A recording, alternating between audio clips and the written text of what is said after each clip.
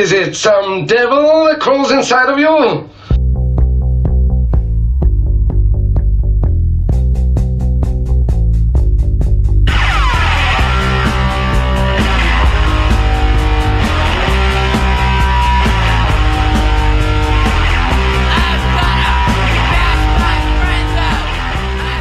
Hey folks, welcome back to the Bad Etiquette Podcast. I'm your host, Dallas Bronson, joined here by my good friend Josh Paz, and Remy the dog is up on the Central Coast somewhere.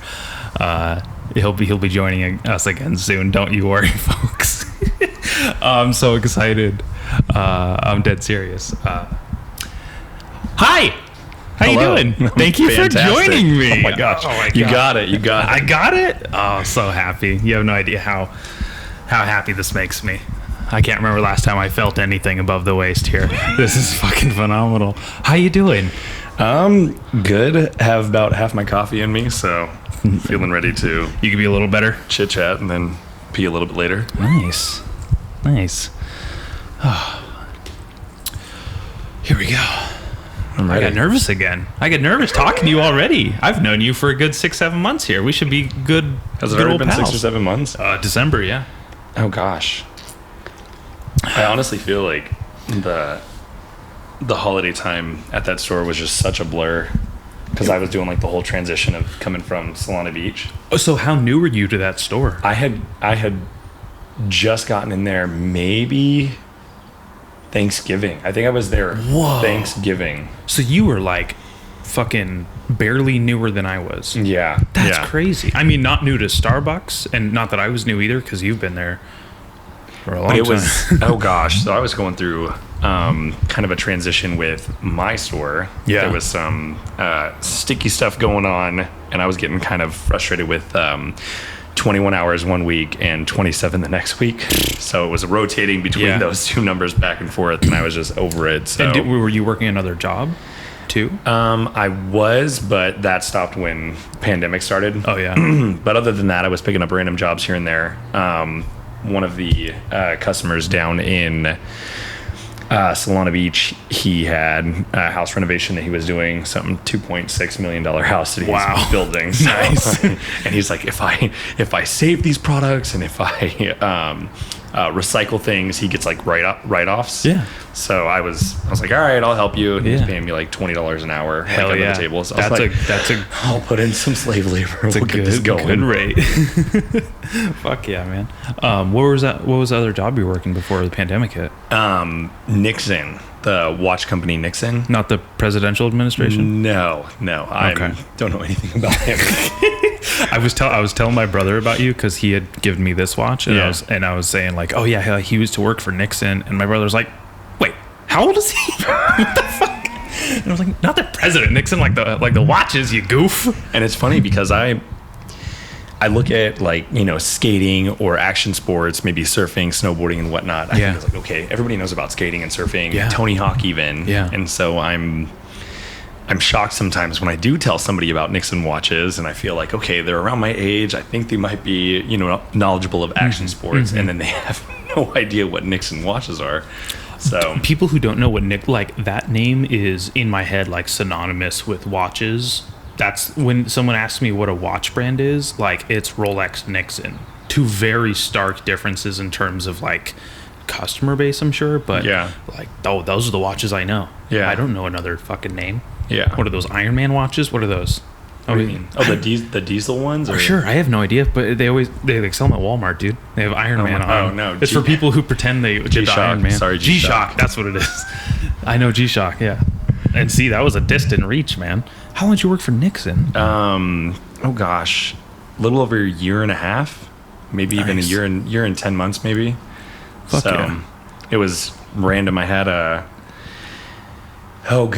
moved into my place in 2017 and just working my ass off. And then I found a box. I opened it up and just my collection of watches were in there.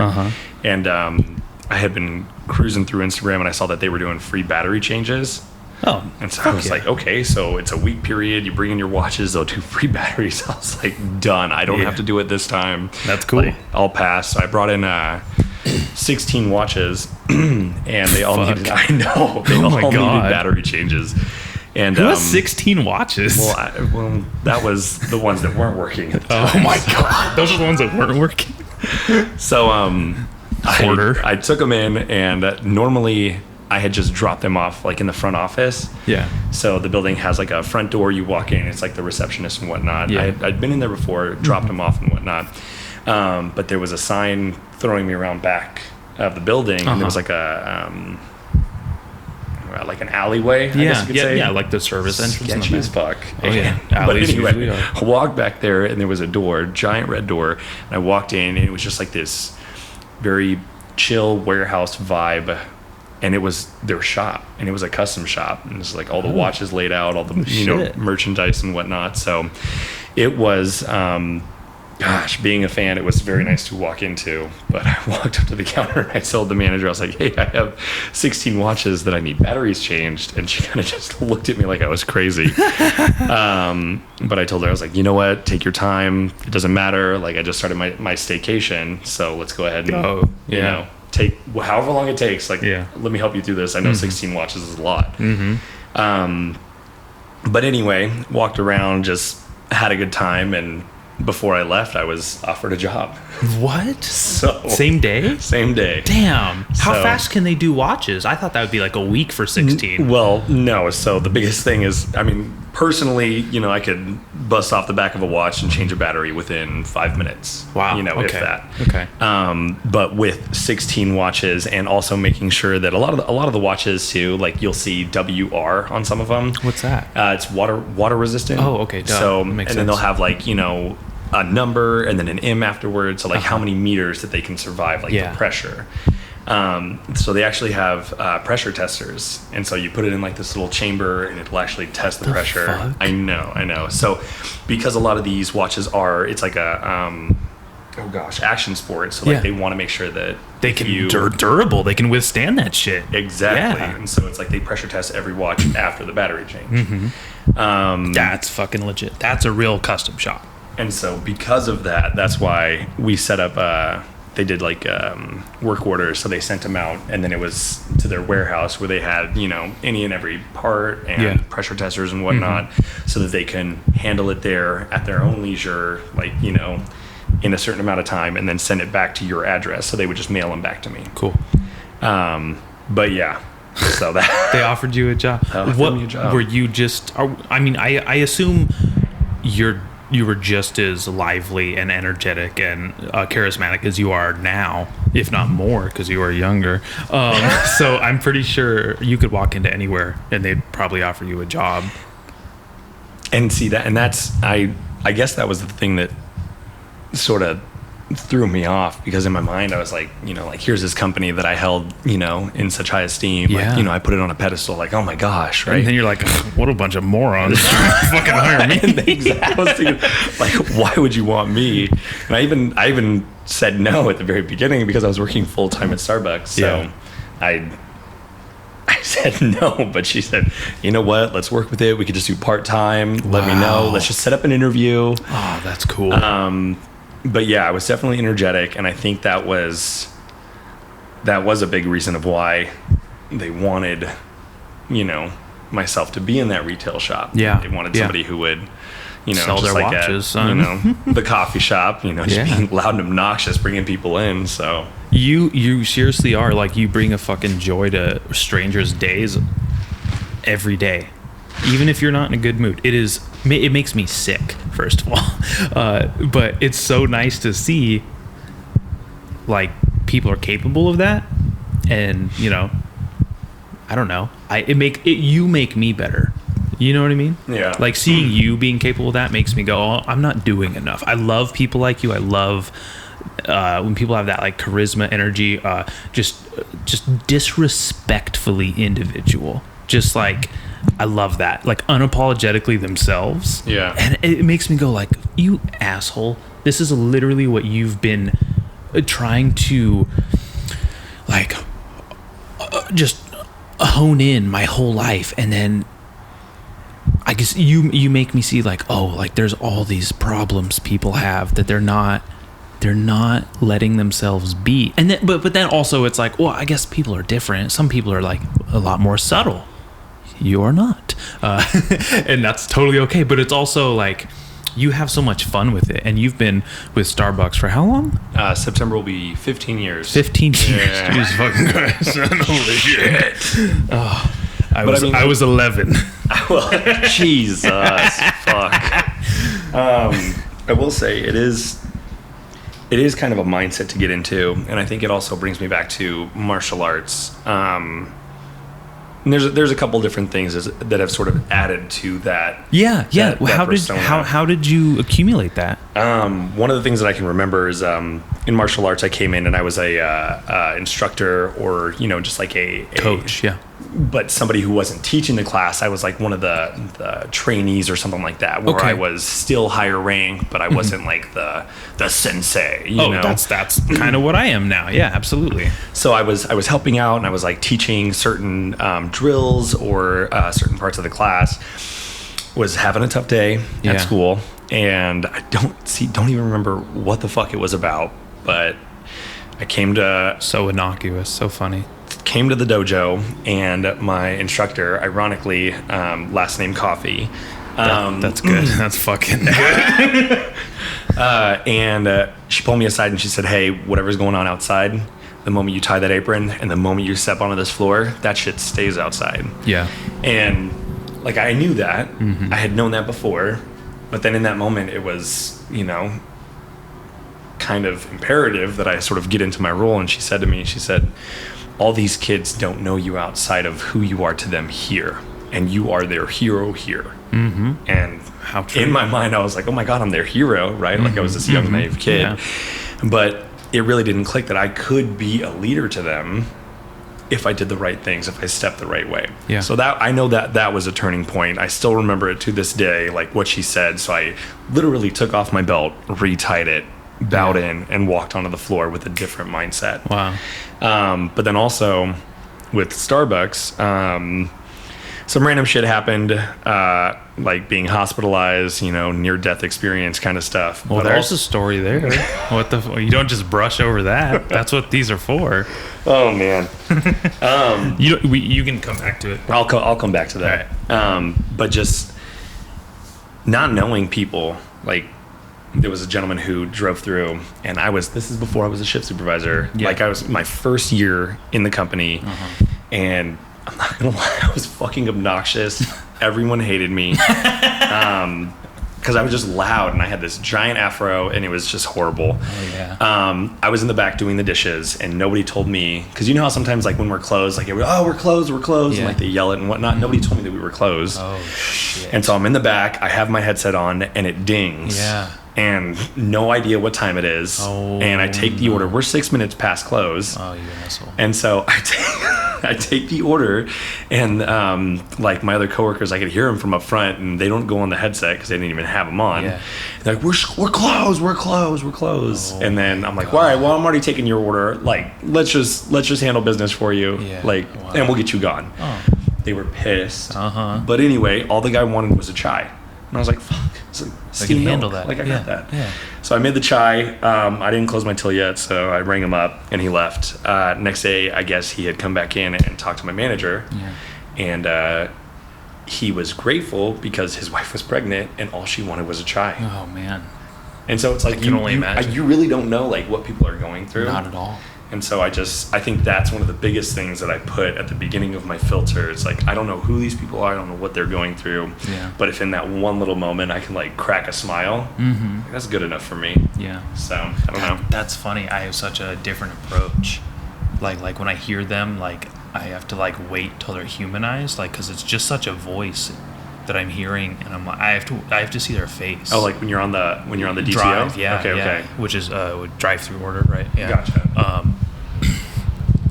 They'll come to the window, and that's when I get to like interact with them, and then like really like access them. Oh, okay. And that like face to face is so cool. And it's kind of sucked like during the pandemic because like the masks has made it so impersonal. So you really read their facial expression. I really do. Oh, okay. And it's also like, even if they're grumpy, I go, fuck yeah, I love grumpy people.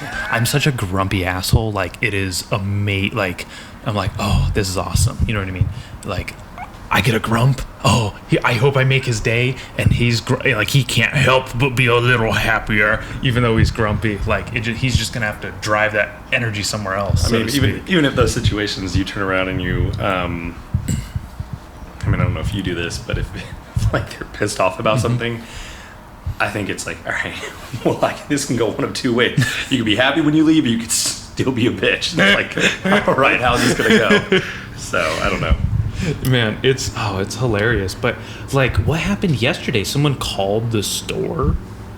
Oh my gosh. So I think we got a couple different calls. Yeah. And one of the calls, a customer was super pissed because they were missing a drink. Oh. And so I was just like ready for another one of those calls, and then all of a sudden we get a call, and it's a customer, and she's a little bit on the loud side talking about something that was being distracting in the drive-thru. Oh my God. And Karens turns around and she said, there's this really hot guy. He's in the drive-thru window and it's extremely distracting.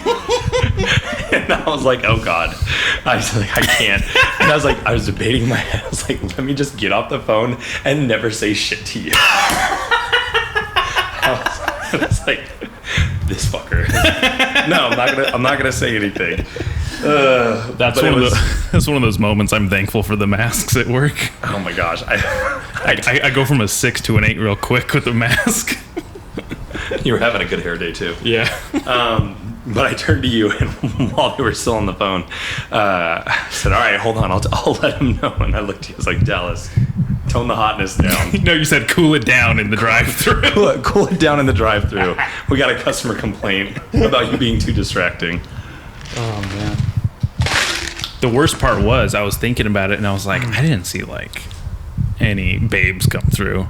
This is so it's got to be someone real desperate if they're thinking my fat head's hot too. So maybe the sun was in their eyes. I don't know. I was thinking, geez, like to whip out a phone, immediately Google afterwards. They put in some effort. Yeah. What's the store's number? Let's call them. Oh my gosh, let's call them. Oh my God. What if I answered? These people. Yeah, that's how you know it was like either someone who was really young or middle-aged. Because they probably, if they're middle-aged, they like do Yelp reviews probably. They already have the Starbucks number because they've called and complained before. And they're like, finally something redeemable about this store, you know. They're like, is that the moisture from my iced coffee? No, that's the moisture of my panties. Let's call, you know, it's not condensation, it's condensation. Woohoo! 760, you know. Fuck. So wait, 2017 is when you moved into your place, and that was the same year you brought in the watches? 2017 bought the place, and then it was right before summer of 2018. Okay. So I had been in the place. Oh gosh, speaking of Starbucks, I was working for a outside hire store manager. And definitely struggling. And I was working. Were you struggling because you had to make like mortgage payments now? No, because I planned it before I went in. When I purchased the house, I planned what I would make minimum. Okay. And it's sort of like, all right, if I had to like only live on rice and top ramen, yeah, you know what I mean? To have a house. It's So a big deal. I planned for that when I put the money down for the house, but I was struggling because I was being worked so much. Yeah. And so, I mean, I was fine. Financially in that moment, I was fine because I was working. And you work hard. Like, when people say, like, oh, I've been working so much, I take it with a grain of salt. But, like, I watch you put in twice the effort and work twice as long as anyone else at our store. And I don't know how you do it because, like, I have had so many injuries. Some days I'm having a really good day. I can really work. I can put in a lot of good effort. I can really keep up with myself. And then the next day I'm like, I'm in so much pain. I'm just moseying along just to keep my cool. You know what I mean? And it's such a difference of like. I mean, to be honest with you, there's like a fear in me that if I leave the store one day, and one person says one thing about something that I didn't do, in my mind I'm like, well, fuck, like You cover all your bases and then some. I've never still, been able I to know, been like, you fucked up, DP. You know. But still, there is that fear that one person will say one thing and their voice will be loud enough that next thing you know, it's like I walk into the store and everybody's fucking looking at me like, oh, he's lazy cold ass. brew. Oh, yeah. Like, oh, he always does that. Or he always misses whipped creams. He always leaves this mess for us. You know what I mean? You're my fucking encyclopedia there too. Like, I'm like, what's the date dots on these? How long does cold brew take? How many ounces do I put into this? Like, what do I steam milk for? Like, you're my guy. And to put some history behind that shit, the only reason why is because I've been yelled at. So like some little fucking know-it-all will turn around and be like, you know that the cold brew isn't 5 days anymore, it's 7. And so it's like, okay, well, fuck, like, where's that communication at? And I mean, obviously it's, the weekly update that I never fucking read. Dude, I've read those every God. fucking week for this whole year. Yeah. Well, there was like some shit where, I remember I was so mad. You could get 2 pounds of coffee a week. Yeah. And no one said anything. No one told me. When the fuck was that? Exactly! I fucking missed it. It was in the week update before I had started reading them, and I was like reading last week's, and I was like, it fucking passed. I could have got more coffee. Oh my Jesus. So I've been reading those every day. Also because I'm so excited to take the masks off. I'm like, when the fuck do we get to take these things off? I read those every week, and it's just like just a little bit more, because we have some partners that like yell at our customers in the drive-thru for not wearing masks, and I think that's just that's overstepping our boundaries, and I don't think we should do that. If you're in the store, it's one thing, especially if we have signs posted everywhere. But so I'm just like, I was excited when people got to sit inside just recently. Like, I think that's so cool. And like I said again, like, I love being able to access people and reading their facial expressions. And like, there's a story on people's face. Mine, fat. There's that story. Big fucking head. That's why they called back. Yeah. And so I get really happy when I see people's like faces. Yeah. Even their grumpy faces, because I worked at Walgreens for about a year and a half, and the people who go into Walgreens are not doing well. That is a pharmacy. If you look at the aisles and the keywords on the aisles, it's the big conception of life and the end of life. It starts with makeup to go date night, then it's family planning, then it's toys for kids, then it's sick medicine, and then it's diabetes, and that's the aisle to the pharmacy. And adult diapers. Yeah. And that's and you look and you go, there's a fucking timeline of your life. And people make these rounds through Walgreens. They go, they're happy, and then there's even like the holiday aisle, which like you're like, oh, like there's something to look forward to in the middle of my lifeline here, the holiday aisle. I get to buy this crap for someone for a second, and then, and it's even like more haunting. The photo booth is on the way to the pharmacy, so you get to print pictures for the memorial for these people onto the fucking pharmacy where you get their barely life-saving drugs, and it's this really grim thing. And so I see people that I thought, I'm never going to see this person again. They're clearly dying, and then they'd come back, and I got to see him again, and I was like, fuck yeah, you're still here. This makes me so happy. There's this guy who came in. He used to get filterless Pall Mall cigarettes and a 6-pack of Red Bull like every other day. I love that man. I hope he's still out there. I doubt he is, but I fucking loved that guy. He was so fucking cool to me. And bald, fucking ugly, wrinkly white guy. He's not fucking any new people, So, and I'm just like, you're my favorite goddamn person right now. The people who come into like our Starbucks and they're just like grumpy. I'm like, there's something there. There's a something there. There's a story. Exactly. And then one time my Uncle Pete came in and he was going through cancer treatments for colon cancer. He was going through like chemo and radiation, and he always called me Salad because that's my name spelled backwards. And he's like, the salad, Shit. And I was like, who said that? And I looked past this guy that was walking towards me. I didn't recognize him because he was so gaunt and so skinny and so frail from it. And I go, oh shit, hey, that was the last time I ever saw him. Oh shit. And I was like, fuck. He was so happy and so cool to me and so awesome. And there's all these people I worry about never getting to see again. Yeah. And I got to see him again all the time. and then he had come in, and he was awesome to me, and he looked gaunt and ugly and fucking underweight and had a great attitude about him. And I could have been a dick to him if I was a stranger, because I was like, get this ugly 6-foot white guy away from me, you know?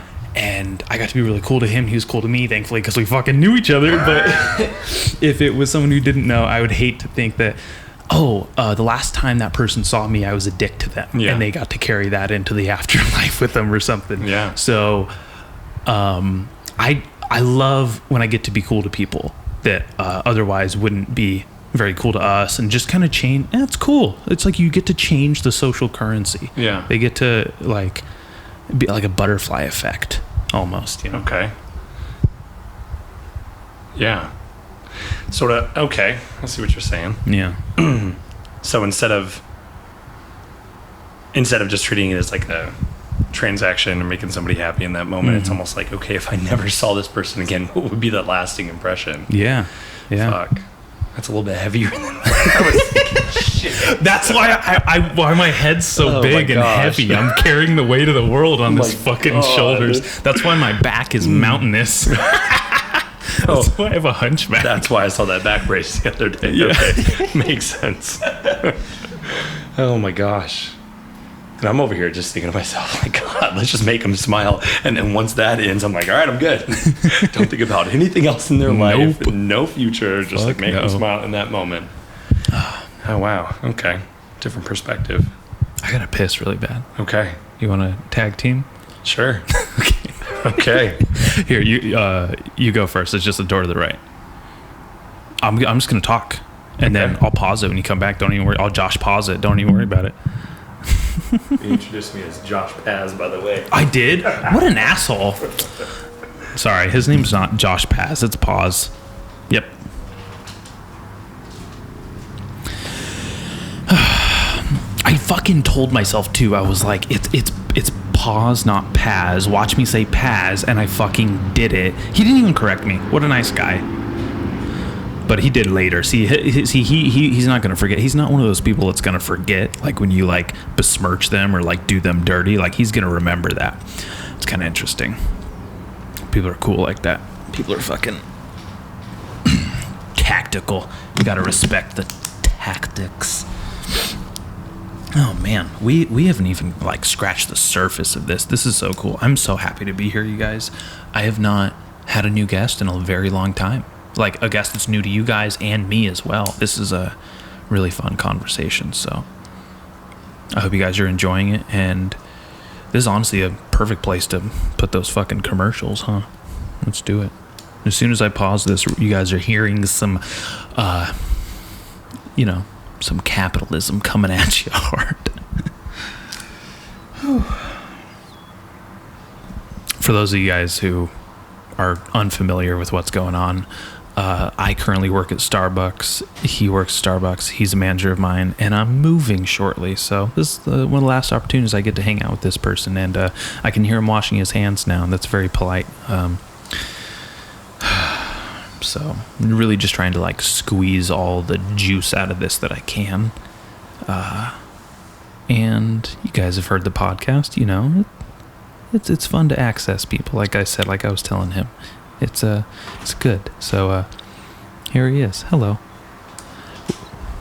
So sorry, I said Paz instead of pause, and you corrected me and told me, and I was thinking to myself before all this started too. I was like, don't say Paz, it's pause. Now I'm confusing myself. Oh my. Well, okay, so it's Spanish, and it actually means peace in Spanish. So, like, if you ever see, like, the capital of Bolivia, it is La Paz. And technically, when you say it, it's, the Z is sort of an S, so it's like Bas. Mm-hmm. So you say it sort of like a soft P, and the A is more of an O, and the Z is like an S, so Bas. Bus. Yeah, that's kind of how you would say it. So. Like boss. I mean, oh, well, like if you were converting it to like a English, like you'd say boss. Yeah, that's just how I'm trying to understand it. Obviously, I'm not going to tell another culture how their language is or sounds. I barely know my own. And then on top of that, like my entire life, my mom, you know, she is not where my last name comes from. So, being that she is white, she says pause. Pause. You know, and Okay. she enunciates the P and the Z. And occasionally, like, I'll hear my dad say his full name, and when he does, you know, I hear the boss, you know. But That's really cool. my entire life How just fucking cool. telling people too, it's pause, you know, because teachers are like, oh, Josh Paz, you know. Paz. Is Joshua Paz here? Tardy again? Anyways, actually, that's something I want to talk about when we come back. I have to piss out of the very tippity tip of my dick. Be right back. Hey guys, how many times have you bought a CBD product at a gas station or liquor store, only to find out it was complete trash? There's so many CBD products on the market now, it's hard to tell snake oil from CBD oil. Let me tell you about Canary CBD. These guys are super legit. All their products are 100% traceable, naturally vegan, gluten-free, have 0 pesticides, grown and manufactured right here in the USA, baby. They have all of their lab certificates available on their website and via a QR code on all their products.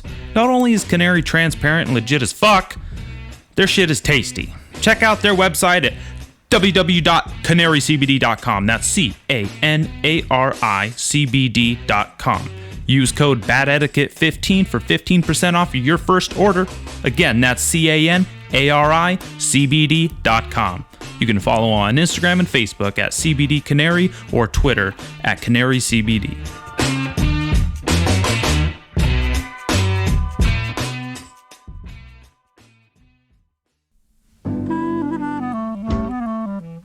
Hey folks, if you're looking for a comedy podcast fix, look no further than the brand new podcast, Green Eggs and Man? Co-hosts Wes and Adam do a comedic deep dive into the Dr. Seuss classic, Green Eggs and Ham, and try to figure out if the content is appropriate for Adam's baby on the way. Each week, they read a single page and try to come up with theories about how it could all be connected. Sometimes they talk about Star Trek, sometimes they talk about religion, sometimes they get visited by a haunted ghost girl. It's all on the table, folks. New episodes come out on Tuesdays until the book is finished, so tune in to see if Wes and Adam eat the green eggs and ham, or if the green eggs and ham eat them. Yeah, that was something I kind of want to touch upon now that you said it. You were talking about how, like, your mom pronounces it different, your dad pronounces it different, and, like, what I say, I would never teach or tell someone how their language is supposed to be spoken and, like, you know, whiten it up or anything. That's, like, one of my favorite things I've learned is when people come through, like, the drive-through or even to the counter too at Starbucks, and English is like their second or third language and it's difficult to understand them, I, like, really pride myself in being able to comprehend what they're trying to convey to me. You know what I mean? Yeah. I love when, like, someone can't, like, someone else is working, they can't understand, like a Mexican person, and I'm like, excuse me, lady. Excuse me, whitey, I got this. Just get to white knight my white coworkers and, like, shut them down. I love that so much because it's just like, And I mean, I hate to It's say it, such- but the majority of the time, you know what they want. It's going to be a caramel frappuccino with extra caramel. But yeah. So part of it's just like coming from a place of experience, not from a place of virtue at all. but it's also like I know what they say or what they're trying to. I'm picking up what they're putting down, you know. Yeah. And I really pride myself in, like, being able to understand thick accents or broken English, you know, Yeah. because I have broken Spanish. It's really bad. Sometimes I've tried to speak Spanish back to our Spanish speaking customer base. Yeah. It's a fucking disaster when, like, my, like, tall white blonde manager comes over and, like, interrupts to speak Spanish for me, and I'm like, this fucking bitch knows more fucking Spanish than I do. Are you kidding me? So embarrassing. And it was funny the other day when they asked one of the partners, and I had no idea that she even spoke Spanish. And here, this person who looks like they might have had some Hispanic roots steps aside to have this white partner step in and speak Spanish. So I think it's those moments where I'm definitely jealous, a little frustrated, you know, that I don't know the second language that well. Yeah, same. But I kind of look back and I think about it, and it wasn't until either last year, might have been last year, but my parents actually explained to me the reason why they didn't teach me Spanish. Oh, why is that? They like didn't want you to get hate crimed or something? Yeah, it was kind of a weird time, and they wanted me to have every chance that I could have as far as in school or in groups in anything. And so they wanted me to Be assimilated. only know English. Yes. And they wanted me to only speak English so that I wasn't looked at as something other than American, fitting in. assimilated. Yeah. That's so crazy. I mean, like it's a harsh reality, but it's so true. Like there's friends I grew up with that are just as American as I am, you know, but they speak with like an accent or they speak with an inflection, and they're not going to get the same kind of like respect that someone who is just like fucking from around the corner gets type of in this world. And it's really weird how like people, there's a lot of talk about like systemic racism and how that spreads itself and everything, and how that kind of perpetuates. And a lot of it, people like, oh, that's ridiculous, like it's not like that. But there's a lot of like really interesting subtleties where you're like not even aware of it. Like you have like a fucking subconscious prejudice towards it, where you're like, no, I'm not going to look at that, no, I'm not going to like respect that, or oh, I'm going to cross the street for that, or something like that. And it's just because like the fact that your parents, whether it was, you know, strategic of them or tactical or whatever, had you And I don't even speak. I don't like, think it was like the tactic of it either. I honestly felt like there was a fear. Like when I was talking to them about it, you know, and it was more along the lines of the people you that gotta understand, like they love you. Oh my gosh, yeah. You know what I mean? Yeah. They're like, you're their everything. Like they're gonna be scared of anything. Like my kid, oh my god, he better, because there's no way I'll have a girl. There hasn't been a woman born in the Gardner family since the 1950s. So I'm just saying. And they were like 1950s. That's as far as women can go. You like how I flipped the table so quickly? I do. I'm sorry to interrupt, but keep going. Like there was a fear. It was a fear, and it was a noticeable fear. We were actually talking about it when the BLM movement, or the Black Lives Matter movement, was going on. Yeah. Like the first part of it, or like this last year when the protests last happened? year of it, and then I actually posted a blackout portion on my the Blackout Tuesday thing. I posted that, and I had a couple people unfollow me, and it was frustrating because I had drinks with them, and I had you know, moments with them. There was one gentleman who I got him a watch, you know what I mean? Yeah. And he would just got engaged, and so it was frustrating to me. That's so chicken shit of people, because even if they have their like, because there's a lot of people who are like, oh, they're not protesting, they're rioting, they're damaging things, and people have a lot of opinions about it. Yeah. But to not respect someone's different opinion on something as innocuous as social media is so fucking chicken shit. And I have people that I disagree with that I see all the time. They're good friends of mine. We're very politically different, and if I don't like something they share or post, I don't attack them for it, or I don't, you know, remove them from my zeitgeist because of it. It's so that I used to be like that, and it was so toxic, and it's really bad, and that it really sucks, because I've eventually reconnected with a lot of those people and went like, that was really stupid, sorry about that. And I'm sure these people that have done that because you post that Blackout Tuesday thing, you know, may someday like hey, like things were crazy, I was being, you know, it was a prejudice. I'm hoping, like where it just like comes, you know what I mean, like out real quick, and then I mean, but then there's also part of me that's like, good, the trash took itself out, you know. And I feel better with my life. Yeah.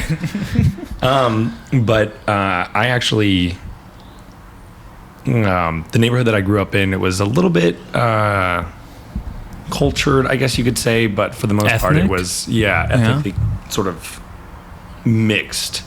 But there was one family that eventually moved in, and ironically, a family had moved out, and then my friend Terrence, him and his family moved in. Terrence, white guy. No, absolutely not. Terrence Malick. No. Terrence Crawford. He is, I think that's a boxer. Black and Filipino. And so he moved in, and it was his family that moved in, and other neighbors just sort of, they were very standoffish. I was young. I wasn't really aware of everything that was going on, but he had on rollerblades, so I put my rollerblades on, and we were friends. And he was always faster than me on a bike, and it always pissed me off. We were just friends from that moment on. Well, it's really nice of you to even like get rollerblades and you know, come out of the closet with the other gay kid in the neighborhood like that. That was really inclusive. I mean, I thought I had a friend who was doing the same thing. It didn't turn out that way, but anyway. Dude, you saying that makes me realize some things about the neighborhood I grew up in. Because when I lived a lot of places, and you know, I spent a lot of time living in trailers and trailer park type situations. But there was one like real suburban street I lived on for about 5 years, from like age 8 to 12. Really huge years in a child's life. Learned a lot, saw a lot, some horrible things happen. My sister was raped in high school, was a big thing. I found a woman stabbed to death. Like my brother's dad went to prison. Like really crazy. Like that is like the center of my universe as far as life, and the rest of this is just like toppings to me. You know what I mean? So one of my best friends was this kid, Michael Rubalcaba. It's one or the other, and I can never say the name right, and I feel really rude for not knowing it. But sorry, Michael. I spent all my time with him, hung out with him. He was a Mexican kid, and his parents were like, his dad didn't speak any English, worked in the fields, hung out with them, played video games at his house because I was too poor to have video games. So that was all the video game exposure I got. And there was like a lot of other like white kids around the neighborhood that really didn't fucking hang out with him or like, and I never got it. Like I'd always go fucking hang out with him, and we'd go play in his backyard or go play in my backyard or video games and stuff. And like, we could never get like the rest of the white kids with us. And then around the corner, there was these kids, Sage and Vince Trujillo. They're American Indian and I think Mexican. And they hung out with us all the time. And I was like, fuck yeah. Like, finally, some people to hang out with us and ride bikes and hang around. Yeah. The gang. Yeah, exactly. Then I got kicked out. Shit, sorry. Wow. Fucking Freudian slip over here. Or, what's that? I can't think of the Nazi scientist right now, but I was going to say that instead of Freud, another one. That's your white speaking out, buddy. It's your mom's side. And I just kind of realized, like, as you saying that, like, dang, we really, when I hung out with, like, the crackers in the neighborhood, couldn't hang out with the rest of them the same. There was a very different kind of, like, some days we'd be hanging out with Corey and Scott instead of Michael and Sage and Vince. And it was just fucking, it just kind of hit me over the head right now. Of all the things, I have dreams about this house I grew up in once a week. I haven't lived there in 14 years. Wow. I dream about it like monthly at least. So it's like a huge part of my universe. I like got to grow up and hang out with my friends, and like then I got taken away from it. Had to move away. Yeah. It was really traumatic. As far as like the rest of the stuff that happened to me in those years, getting taken away from like growing up with my friends, that was the most. So it sticks with me the most. But yeah, it's weird. Those like racial politics you get into with your parents are having, you don't even realize. And I had no idea that the way they felt when I was in high school. Yeah. They had no idea that, you know, some of the things that I was doing, you know, and I explained to them, you know, there were times where we would do sketchy things. We would go sketchy places, and, you know, the clothes that I was wearing probably wasn't the best. Didn't make me look like the best kid, you know. Yeah, you weren't a preppy nice kid. Polo, you know, buttoned up with my puka shells or anything. But, yeah, and I had no idea the fear that they had until they told me last year when everything was going on. And I was just like, wow. And then it sort of progressed into the conversation of, actually, this is why, you know, a big reason of why we did not teach you Spanish, you know, growing up. Yeah. And I mean, my mom will still, you know, communicate about how I wish your dad taught you when, you know, you were growing up. But she also understands and is sort of with him, and they were on the same page as far as, yes, to make sure that he is very American, well, shit, I can't even say American. I feel like that's white, sort of like the only nuclear family kind of way, like white kid. Yeah, because I was gonna say, because like there's nothing more American than someone not being from America, living. You know what I mean? Like I think about like when people think about America, to think about like a white guy in the military is understandable, especially on Memorial Day weekend, whatever. You know, very patriotic, but like blues is rock and roll like that.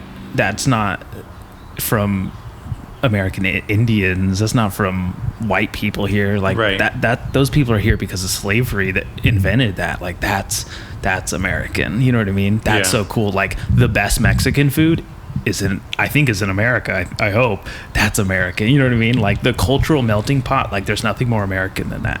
I love that. That to me, like reclaiming like the image of an American flag, not letting people who are prejudiced or an administration you disagree with. That's not what the American flag should mean to you. You know what I mean? Like that's why I try to like bridge the gap of like being patriotic and being like American. It's like, no, like you get to disagree with anything you want and no one's killing you for it, typically, at least not legally, you know. So that's a good thing. You're not being put in concentration camps for thinking the other thing.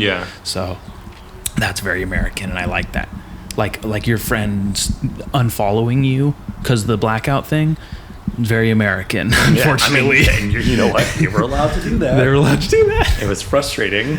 Posting it is American. You know what I mean? Yeah. So American. The fact that there's treason is the most American. Treason is the reason for the season, son. That is the most American thing. Speaking of the Blackout Tuesday thing, there was actually somebody who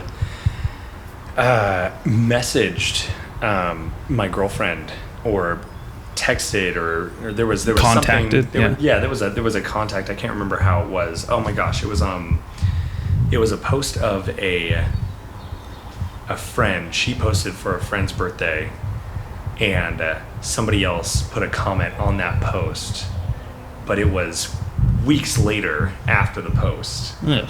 And it was oh gosh, like your silence is heard and it's disgraceful or something like that, because she hadn't posted a blackout picture yet. So ridiculous. Oh my gosh. And I lost it, and she was still in diapers, the person who was, you know, saying all this shit. So she was, I felt like there was no patience. Like the day, it was only 11 o'clock, you know what I mean? And like, we were talking about it all morning, talking about what to post, talking about what we would say. Oh, that's so funny. And somebody decides to jump the gun and jump our shit, and you know what I mean? I say ours, but it was, you know, it's her. ours. It because you're talking about it, it's in the house, it's yours. Because every time I post something that Kylie is like, definitely disagrees with, that won't say anything about, like, it's definitely ours. I gotta fucking answer to this, because anytime like, thank God you're not on my Facebook.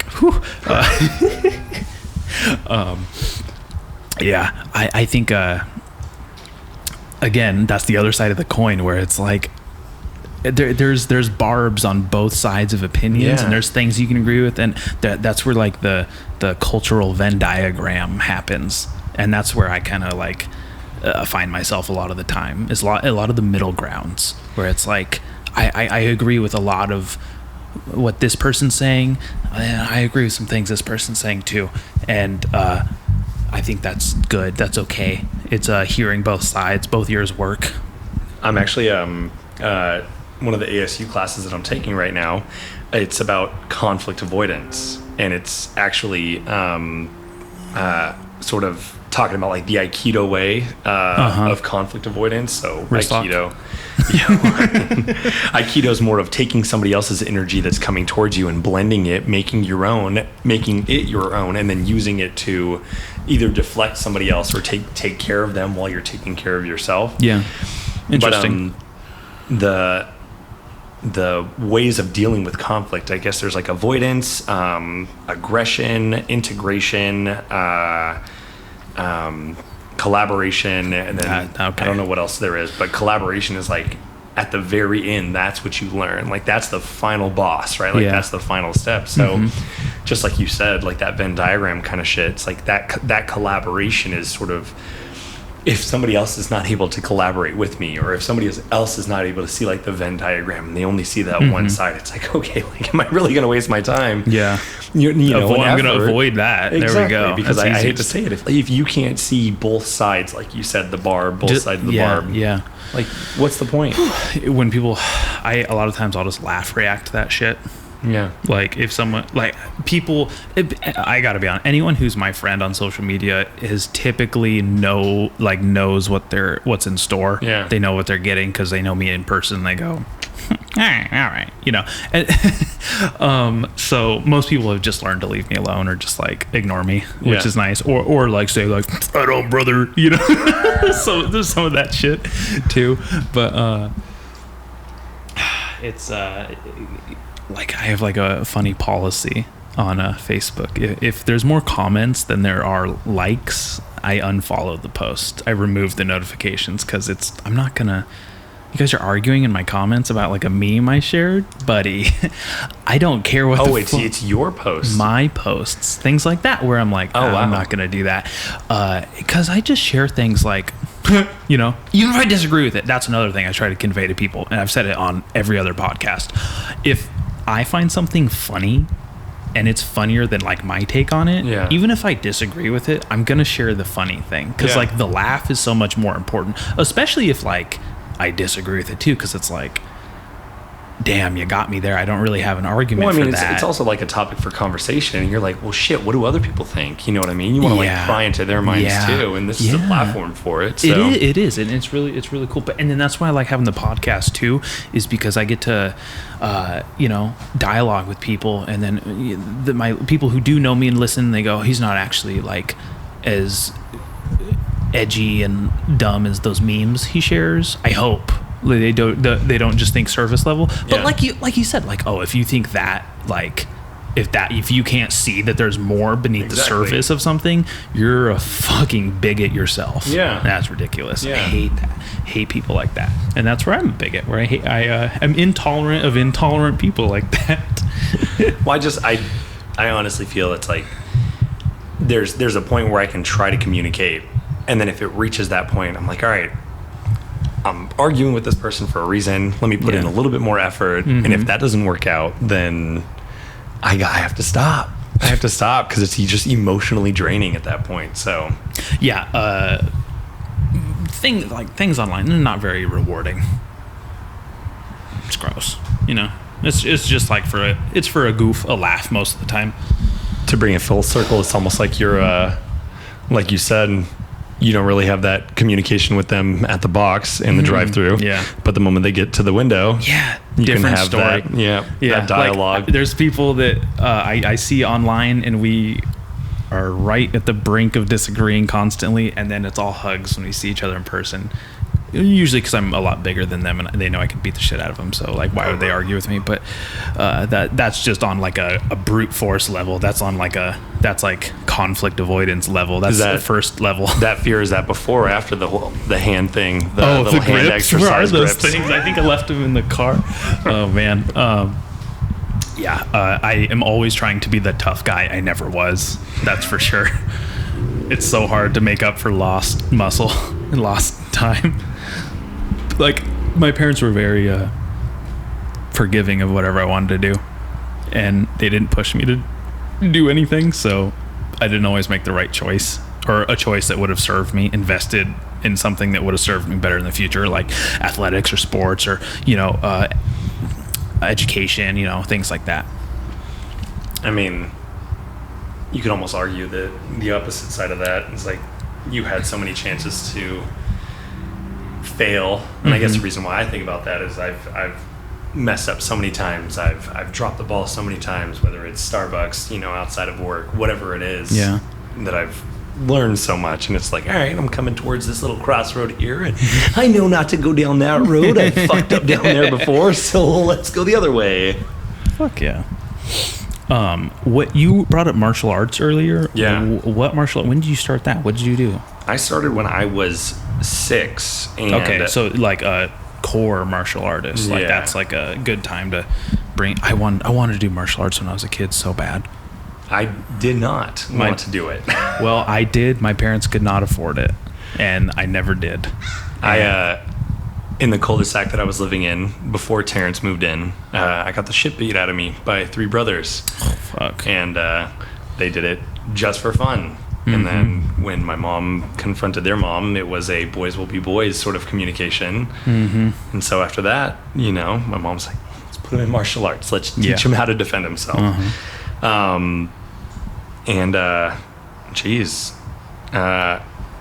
Flash forward 2.5 years, and I was a first-degree black belt. Fuck yeah. And the conversation with my mom then was, all right, you've got your black belt, you know, we're good. You can stop if you want. You don't need to continue. It's like, and then I went another 12 years. Oh, shit. That's fucking gnarly. So it definitely shaped me. I do feel that I was a somewhat of a shy kid before. And then being... I don't want to say that it wasn't a team sport, but sort of being a sport where it was mainly focused on myself, my own personal development and growth. It definitely shaped me into the person that I am today as far as confidence. Yeah. Dude, isn't that such a trip? When I go to jiu-jitsu, the next day, like, I carry a whole nother fucking 5 pounds to this head. I swear to God, man. It's so much confidence, so much like physicality. Like, you just walk through, like, you're like buzzing electricity of just like, I would have never been able to do this before. Yeah. Like taking the dive, taking the initiative, like neutralizing your anxiety. It's so good for all of those things. I love that so much. I had no idea what I was missing out on for all those years. But it's just, I don't know. It's definitely helped shape me, I feel, into the person I am today. But like what? How so? Just the courage to confront something, or the courage to talk to somebody. Yeah. You know what I mean? Isn't it weird? It's like it turns everything down that was like screaming at you. Yeah. Everything else in life, you just kind of get like, it's like a better level. And I mean, I wasn't too afraid of things before, but then I am. 2008 happened, and I had a ruptured appendix. Oh, fuck. I was in and out of the hospital for 2 months, and then after that, complete 180, whole mindset change. And it's difficult to communicate with people that haven't had a situation like that, where they were literally on the brink of death. And to express to them, you know what, like, the reason why I eat so much, or the reason why I really want to eat all of this food, is because there was a point in my life where I was having ice chips, not knowing if I was going to ever have a meal again. Yeah. And I'm grateful for this food. I don't want to leave any on the plate, because what if this is my last meal? Just like you were talking about with customers, it's like, that might be your last time seeing them. You know what I mean? What if that was my last meal? What if this is the last thing that I eat? And it's I hate to say it, but it's always there. It's like that It's your survival instinct. Yeah. You just had to interface with some harsh reality. Probably really good for you. I personally feel like it was, because then I wasn't Of course afraid. it was. Are you kidding? Yeah, no. How I didn't mean, oh, it was probably really good for you. Like, clearly it was very good for you. And that's why you're an enigma of a person now. Yeah. To me, at least. Well, thank you. Yeah. That makes a lot of sense. You know, I think certain people, you know, just as with the customers we don't know, and like that man who had the pregnant wife, like, there's so much more beneath the surface, and there's so much more to people where, like, that's why, like, I'm always like, I want to know, like, what happened to you? What's the matter with you? Like, I always want to talk to someone like the fuck happened? Yeah. Because I can't stand being around you, and I know there's a reason for that. You know what I mean? Like, like, we have a couple coworkers, and like a couple ex-coworkers, where I'm just like, something happened. There was something, you know, rotten in Denmark. I don't know what, or something like pivotal, or even like us, like people we know that, like, I'm like, I like this person. Yeah. What the fuck happened Yeah. to make them like you? Or I'm like, what the fuck happened? Like, I like this guy. It's really weird. It's always so much more. I like kind of like whittling away down to that core, finding that out. That's fun. A lot of fun. It is fun. Do you ever have to actually defend yourself after joining? Was it Taekwondo? Yeah, Taekwondo. Gotcha. Is that the only martial art you did? No, so the fun thing with the Taekwondo studio that I was in, it actually started on Camp Pendleton. Yeah, wow. And so there was a lot of Marines that were doing it. And then it moved outside of Camp Pendleton, and it moved to a, right up the street here, sort of Oceanside and College area. And there was like a different dojo on every corner. Oh, shit. And some of the Marines were still going to that studio, so Yeah. they brought in some instructors and people who knew different martial arts styles. We have a guy in our jiu-jitsu gym. He's like, I think, head of McMap, whatever it is, the Marine Corps martial arts program. Okay. So he's like a white belt, but he like really holds his own really well. It's really there you go. funny, really interesting. Because Does he teach you anything different? he'll show me things like we'll just be fucking with each other, and he'll like show me like where he would like punch someone or like dip, duck, dive, like fucking uppercut, head kick, elbow, because he has a variety of martial arts. And so he just sort of like shows you that muscle memory that he has sort of ingrained in him. We did do Krav Maga, and that really sticks out to me because I just remember we started out with those giant yellow heavy plastic like guns, you know what I mean? Because it was like gun and knife defense is what we were doing. I'm gonna stop you right there. That shit's gonna get people killed.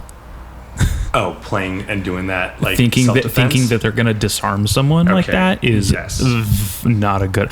Matthew's dad does Krav Maga, and we always kind of like mention. He always asks me about jiu-jitsu and stuff, and I never ask about Krav Maga because I was watching some videos on Instagram, some Krav Maga channels, and I was like, dude, month one jiu-jitsu players are gonna shut this shit down. Like there's a reason why people are in the UFC as Brazilian Jiu-Jitsu black belts and not Krav Maga, right? You know, grandmasters. Like it does not translate, and I think it might be a bit of a.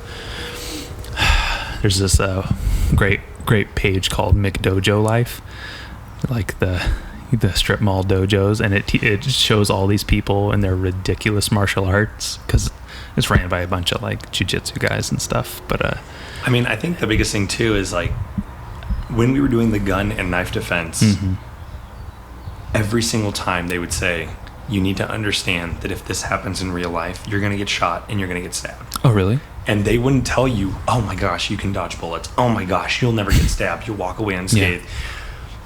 If somebody's coming at you with a knife, if you think that you can avoid getting stabbed, then that's you running away. Yeah. Like every martial art will tell you that's the first thing you need to do is run. There's no reason to be in the conflict. But if it is a situation where you are going to get in that confrontation, and it was kind of weird too, because I wasn't at that 18-year-old age yet where I had signed my life away and said, okay, the stuff that you're going to teach me, like, let's fucking go for it. But they would always start the class, you will get cut, you will get shot if you get into a situation like interesting. this. Okay. And so later on, I kind of realized, sort of picking the brain of one of the Marines, is I communicated and said, like, why did you always tell us that we were going to get shot or cut? Like, why?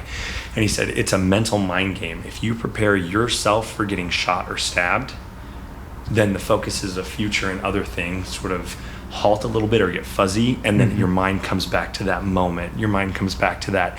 In that moment, what can you do in that moment? You know what I mean? Wow. Okay. And so I completely agree with you, because I've seen some of those videos on like Instagram where they're just like, oh, let me just turn and grab the gun and everything's gonna be fine. But it's brutal. That's not how we were trained. Like, that's not like the training that I went through. The training that I went through, it was like, take your gi off, have a shirt on underneath, and know that when you get that burn from that rubber knife, that's your cut. Yeah. And then what are you going to do after that? What are you going to do after that moment? So that was that mental sort of build was crazy different. Definitely a little scary, but I don't know. That's why I liked that. Okay. Krav Maga. Wow. Okay. Yeah. Because I really wanted to. I was looking at it. I was taking a shit the other day after work. I was watching these videos and I was like, "There's got to be something," because they had this guy.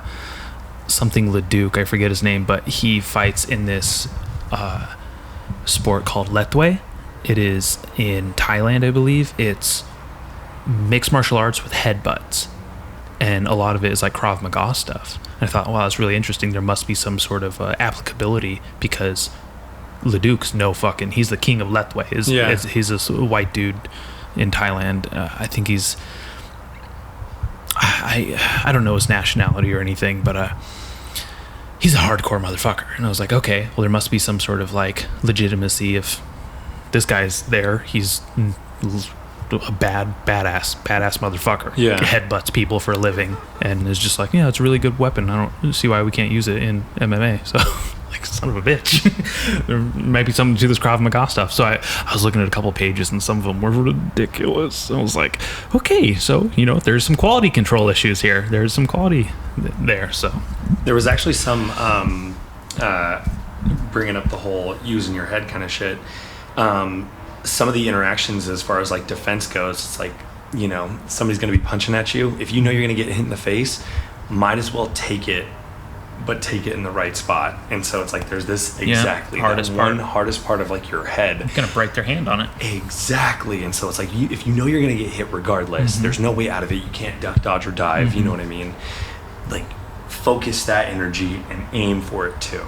And so it was like that muscle memory and doing stuff like that. It was, that might get you knocked out. I swear to God, someone who hits you hard enough that I don't care if it's in the top of your head, that fucking kinetic energy they have, especially if they're willing to punch you. A lot of people who are throwing punches have punched people before and they're willing to do it.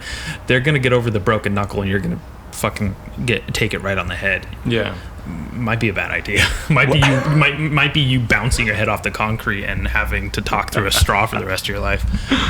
Oh God. I don't know, man. I don't know about that. I mean, I guarantee I'd much rather be hit in the forehead than the jaw or the temple any day.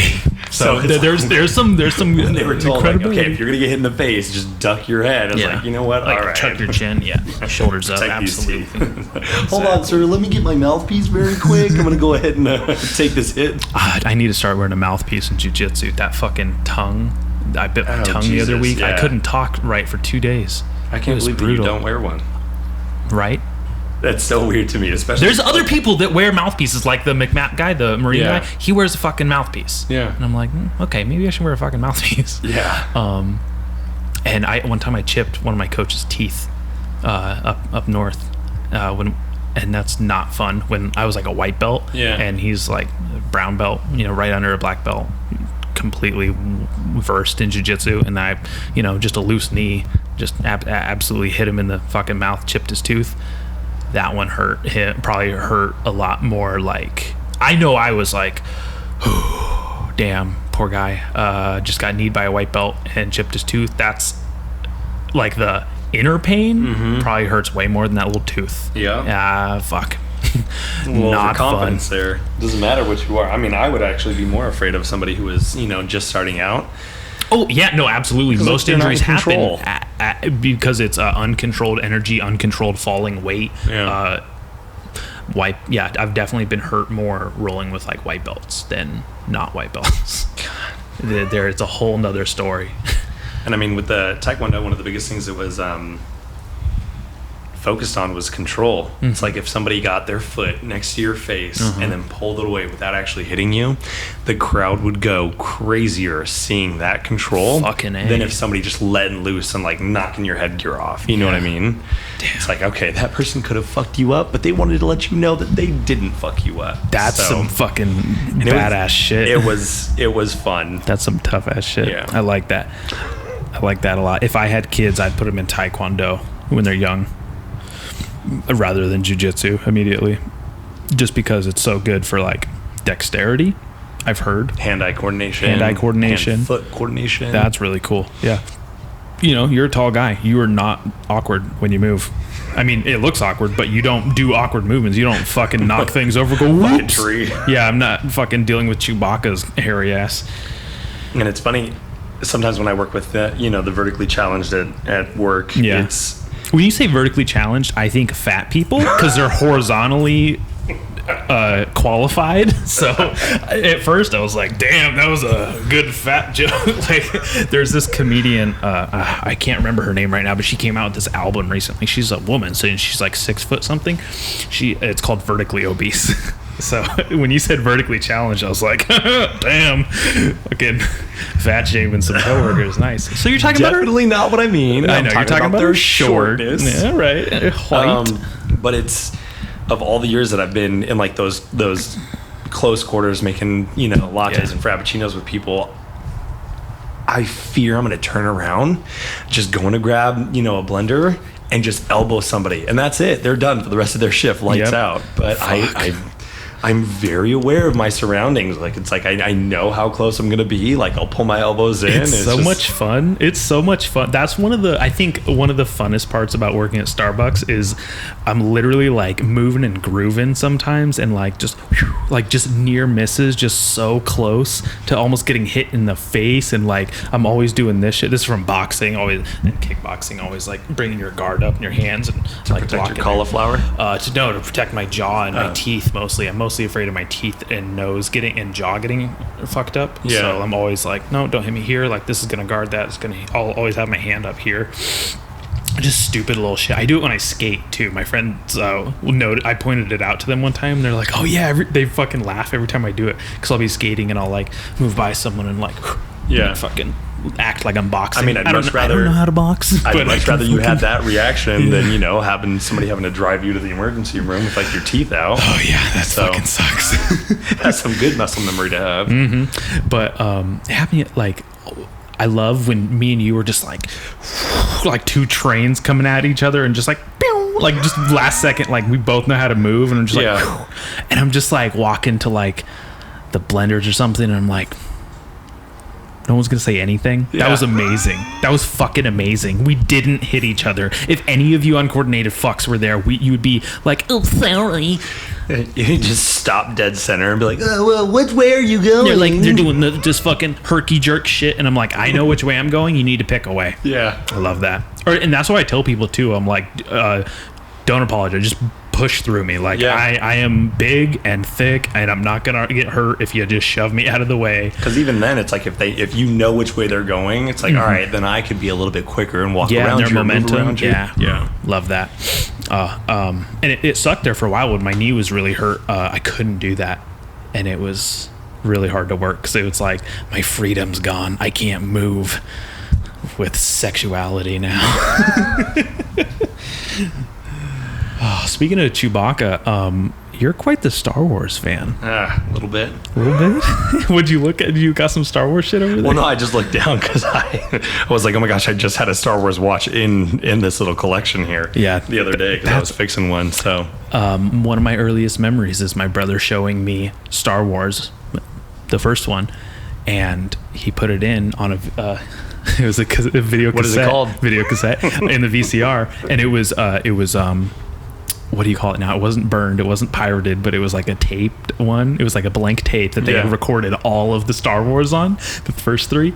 And he started it, and I had obviously seen a couple movies at this point, so I knew the credits rolled at the end. He put it in, and I was like, it's already over. You got to rewind it. Because it was the opening crawl, and I couldn't read, and I didn't know. I thought it was the credits rolling, and he's like, no, this is the beginning. And I was like, what? My life was never the same since, dude. Credits at the beginning? I fucking loved Star Wars from then on, and it's really funny. It's happening to me now where all the like political memes I was sharing are like slowly fading away, and I'm like trying not to share all the new Star Wars memes. And I'm like it happened to me today where I was like, no one's gonna get this. Oh shit, like two nerds are gonna get this on my fucking timeline. I fucking love Star Wars, man. And to this day, if I'm just like walking to my car, I'm just picturing me playing with like Star Wars action figures like on the way too. I was like, oh, this would be a perfect place to like, oh fuck, I'm going to work, I'm an adult, what am I doing, like fucking get there in my headspace. Or I spent a lot of time when I wasn't hanging out with my sometimes white and sometimes not white friends in the neighborhood. I was in the backyard playing with action figures by myself for hours, and I had so many Star Wars action figures. And I remember when the Gennady Tartakovsky, I think is his name, some Russian animator, had the Star Wars Clone Wars before the Cartoon Network Clone Wars, like long form. There were like these 5-minute, 10-minute shorts, animated shorts came out. I think before Revenge of the Sith came out, even, or maybe after. Wow. And that was the highlight of my fucking childhood that year. Was like, I get to watch the best Star Wars for 10 minutes, and it's animated. It's the fucking Clone Wars, dude. Oh my god, I love Star Wars like you would not believe. I'm a part of 2, maybe 3 Facebook groups, just sharing Star Wars memes. Like, die hard. It kind of pains me that I see people like getting stoked about Star Wars now, and I'm like, where the fuck were you my whole fucking childhood when I was in the backyard by myself, no friends, playing with the fucking Star Wars toys? No one knew who Boba Fett was. I was like, you don't know Bosk and the Bounty Hunters? Empire Strikes Back isn't your favorite fucking movie ever? Are you kidding me? Jango Fett? That was like the greatest thing that had ever happened to me, dude. I remember one time, this was most spoiled brat moment of my life. I wanted the Jango Fett Camino Escape version of the action figure, and my mom bought me the like Geonosian one where he gets his head cut off, and actual fucking toy his head is a magnet. It comes right off. It just fucking comes off. And I was like, oh, that wasn't the one I wanted, Mom. You know, and I think back like, what a little asshole. My mom drove to KB Toys, dated myself there, got a toy for me that I didn't ask her to get, and got me the wrong one, and I bitched about it. Yeah. She showed me in front of Michael Ruvaclava's house too. So, just for fucking connectivity's sake. I just wanted to, unload a bit of that on you, just to let you know, like, you think you're a Star Wars fan. I just don't have the merch and I mean, anymore. The funny thing too is like it sort of gradually hit me because I had no idea how much of a fan I was. Isn't that funny? And my dad was bringing it up one day because I was talking to him about Star Wars when one of the last movies was coming out. Mm-hmm. I was like, okay, are we all going to go together? Like, am I going to go see it? And then we're going to go. And I mean, I'm just planning it like another fucking outing with the family. Like, okay, we're going to get lunch here, right? I'm just planning it. And I also was talking to them about how I was showing Mel the movies for the first time. Yeah. And my family just decides to shit on me and unload on how every single time we would visit my grandmother's house, she had a VCR player and she had the 3 VHSs of the first 3 movies. Mm-hmm. And every single time we would go, that's what we would watch. And for like 6 hours, my parents were just hostage to watching whatever. And I had no idea, but my grandmother was on my side and saying, if this is what he wants to do, we're going to sit down and watch it. Grandma, you I had saint. no idea the entire time. Isn't that so cool that you got to grow up like that? It is. Like, I'm okay with it. I'm not even, I'll allow it. Dude, I have talk to me, tell me more, I'll allow it in my vernacular. Just ready to go? Always. What are the when you press a button, the samples, yeah. Yeah. I have it on. It's on my notes. The name of the episode is going to be "Talk to Me" with JP, or tell me more. I'm dead fucking. I already wrote it. Usually, I have to name the episode when I'm reviewing it before I post it. I'll listen to the conversation, listen for some like spectacular phrase that one of us says, and I go, "That's perfect. I'll do that." But this one was like, I had this named months ago. And I told you why I say that. I don't think so. Tell me. Oh my God, I don't remember. So, my first store, and I wasn't a shift supervisor yet, and brand new to the company, and I'm trying to be outgoing, trying to be what Starbucks wants me to be. And a gentleman walks in, and we had just got done. I don't know what we were talking about, but my coworkers, we were just laughing, having a good time. So energy was high. He walks up to the register, and I look right at him, and I say, "Talk to me." And I hadn't put my hair back yet. This is when I had an afro and my hair was just crazy. Yeah. And he looks at me and he says, "No, I will not talk to you. That is very rude." And he says that, continues to go on about how it was rude, but then turns around and says, "You know what? If this was a professional setting, I would not hire you." And then walked out. Wait, your friend did this or a stranger? No. It was a customer that walked up, and I was ready to ring him up. Yeah.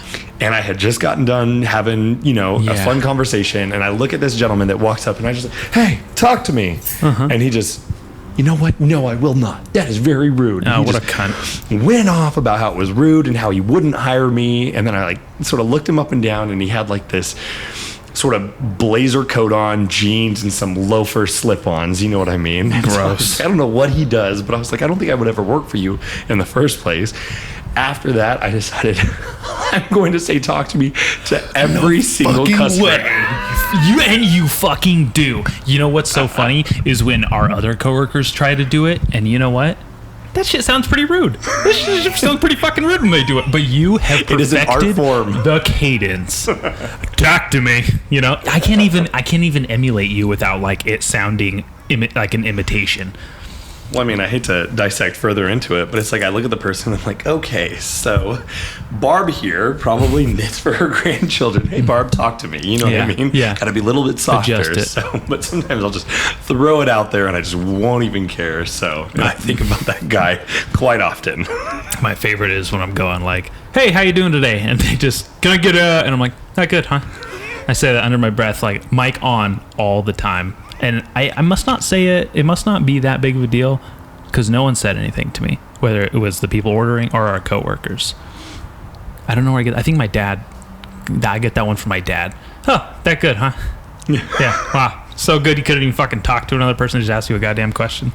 I think it's actually, if you think about it, when people ask us how we're doing, you're like, hey, how you doing? You know what I mean? Like, you don't really expect to like, oh shit, let me like sit down and have a conversation. Not at all. I totally get it because Australians come over and they're like, everyone's asking me how the fuck I'm doing. I don't know what to fucking tell them. And I'm like, they're really, really polite, but I'm just trying to get my fucking Eggos and go. I'm like, all right, man. Bobby. But I don't know. Instead of, you know, fumbling over that whole introduction, like, how are you doing? How's your day going? Yeah. Kind of stuff. Like, you're here for business. I'm literally working at this business. Yeah. Let's handle business together. Absolutely. Talk to me. You know what I mean? Business. Fucking business. You say, I know, I love that when you're, come see me, business. Dude, there's so many fucking, I need a little JP sampler here. Oh my gosh. You're so good at it. It's, at first, it's so funny when we have a new partner and they're like, what he said? Talk to me. And everybody else rolls their eyes. He's always like this. And I was like, when I first started, I was like, what's the matter with all these people? You were only a couple of weeks newer than I was. At that store. Too. Yeah. And I was like, oh my God, this guy's fun. I love this guy.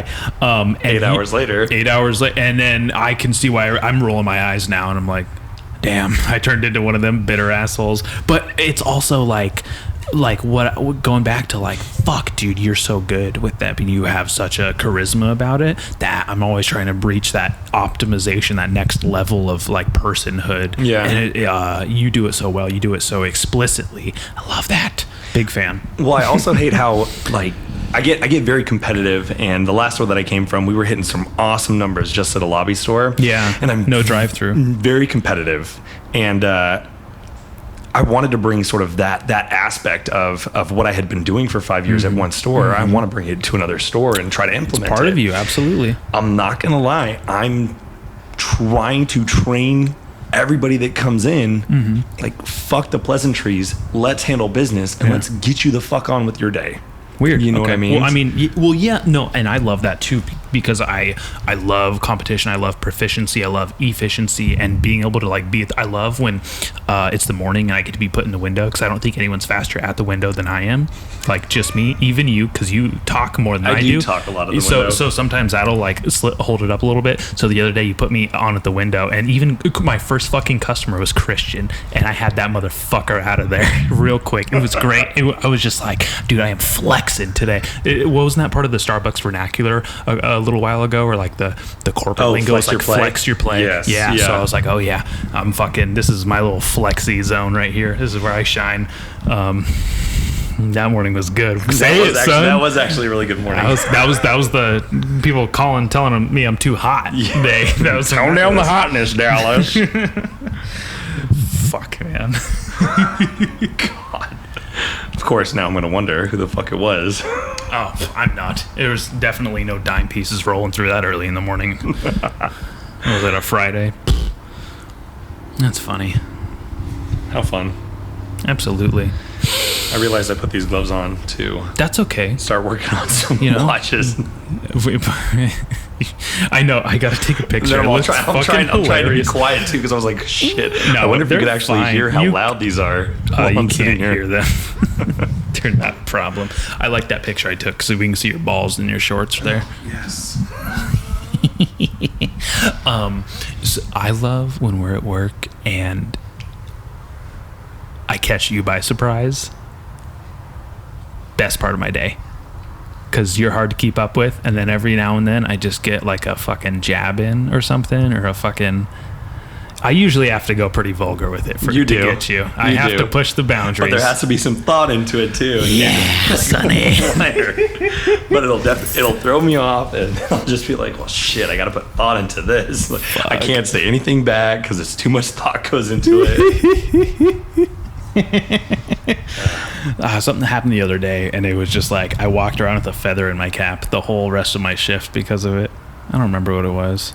Anytime I can get you to break your My Starbucks persona. yeah, anytime I can get you to break like that energy, win for me. That's all. Like that's my mission. Some days I'm like, I'm not gonna do anything, but I definitely am gonna fuck this shit up. I like it. What's even worse is when I say something amazing, no one hears it. What I think's amazing is probably not that amazing. Everyone probably heard it. It just goes unnoticed. Yeah. That store is a tough store to crack, dude. I don't know what it is. I didn't get along with anyone for the first month. It was fucking brutal.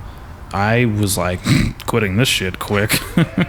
You know, not as quick as I thought I would, but I definitely came in with a very cookie cutter corporate mentality because I sort of knew who I was coming into work for. yeah. And once I realized what was going on, I was like, all right, I gotta tone it back, maybe be a little bit lighter, not be as professional. So I got a final written warning a month in to working for that store. that was funny. And the reason why, oh my gosh. So our store manager at the time was this 6.5 foot tall lesbian Jew from New York. Brooklyn. You're right. Sorry, Brooklyn. And she was talking to one of our coworkers about stimulus checks, and me being very on the button, saying, "Oh, this is a woman who is Jewish and lesbian and from Brooklyn. I'm gonna take a wild guess, say she doesn't like that Trump guy that we just got out of office." And this is before the new administration had taken place. This is before the big party at the Capitol happened and everything. Yeah. Jesus. And she was talking about it like, "Oh yeah, I haven't gotten my stimulus," and someone else was like, "Yeah, I haven't gotten mine either." And I was like, "Oh, didn't you hear? They're not giving them to the gays. Gays don't get any," or something like that. And she fucking laughed, and she thought it was hilarious. A couple days later, Dallas ended up talking. sat me down. Who was sitting next to you or who was around you that might have thought it wasn't funny? No, everyone laughed. It was great, but she even told me if there wasn't other people around, we wouldn't be having this conversation. But because there's other people around, Yeah. I was like, oh, okay, I'm not gonna lie, that's one of the frustrating things. yeah. It's like I could be myself, but not if there's other people around. having a coaching conversation and I could, shoot it straight with you. Yeah. And if I use some profanity and or, make the situation tense, it's fine. Yeah. Because it's just coffee, it's just a job, you understand what I'm saying. Yep. But somebody else might be, oh my gosh, like that's way too aggressive. That's too, he's being too forward. He said some things that I don't agree with. I have to babysit this new person, this other entity, this third party. Yeah. Yeah. Consistently surprised I've never been fired from a Starbucks. Yeah. That's all I'll say. The amount of shit, like this store is so tame. The amount of shit I would say at my last store, small town, I know everyone. Yeah. Everyone loves me there. I was the JP of that place. You know what I mean? So it's a very to come somewhere else and find out like, damn it, I'm not the top of banana. It's so weird, and it's so funny to be like, oh, I gotta compete with someone else's personality, and like, I'm also really thankful I get to carry on whatever I've like succubused from you and like bring it on up to the Central Coast. Take your new samples up there. Yeah, talk to me. I mean, it is funny though, because half the customers, you know, all they see is like this smiling tall person that's, you know, energetic. Yeah, it's like they don't know. No, they don't know me. They don't fucking know. They're never gonna hang out with me outside of work. Dude, it's so brutal when people are like, oh my god, you're the best. You just made you're so funny. That's why see, it's not you doing that, it's the people just being like fucking beside themselves that you're a real person, the customers. Yeah. That's when our coworkers are like, oh my fucking god. Yeah, he's so amazing. If you sit there for 5 minutes, he'll do it to somebody else. Don't feel special. Oh, I know. There's nothing worse than when I'm like, dang, he was really good at that person. Dang, he was really good at that person. Dang, he said the same thing again. Son of a bitch. We are just robots. Did you see that headline that was like, Starbucks workers bemused by TikTok orders treating them like coffee making robots? Oh my gosh. I've always felt that way. The TikTok drinks were nothing new or nothing different. It is. I always feel like we've just been treated like the robots of people. That's why it's good to like kind of convey or get to people, like personalize them. Exactly. Because then they no longer treat us like the robots. They go, oh man, you take your time, man. You're good. Yeah, you know. I'm like, oh, thank you. Yeah. Huh, he noticed I was real. I was a man. The respect. Speaking of robots, there is a robotic arm in Japan, and I watched it do a coffee grind, weigh, pour, and then pour over, and then grab the cup and serve the coffee. It was like 6 stages, and the arm did every single one of them, and even did the whole swirl pattern for a pour over coffee. That was probably perfect. I was going to say that consistency is probably through the roof. And I was like thinking to myself, the only different thing between that robot and us is our ability to have that conversation or that connection with people. There's going to be a time where like Starbucks and McDonald's are pretty similar. The actual like preparing of, this is what I think, that the preparing of the drinks and all that is going to be completely replaced by a robot. It's going to have a whole new like fucking way they do things. Yeah. Like there's going to be like humans, employees that are solely hired just for the connection and the experience that they're going to provide. They're going to be like hosts and hostess of like those environments, and they're going to be surrounded by machines that are actually doing the work, because it's just that automation won't replace the human ingenuity of heart and personality. You know what I mean? I mean, AI might someday, but I think this is going to happen before the AI kind of replaces it. You know what I mean? When's the last time you went to a McDonald's or like a drive-thru? Last night. Fucking call you out. Sorry. Didn't mean to set you up to call you out. The other day I was in the drive-thru line. We were getting, just fucking smoothies. Yeah. Like we had a sweet tooth. Mm-hmm. We just wanted smoothies. You don't need to justify yourself. Anyway, fuck you. As I was sitting there waiting, nobody was at the window to greet us once we got there. A cup dropped, and I was like, oh shit, like something's falling. I watched it drop. It was on a conveyor belt, and it moved, filled itself with ice, moved over, filled with soda, moved over, and then sat there waiting.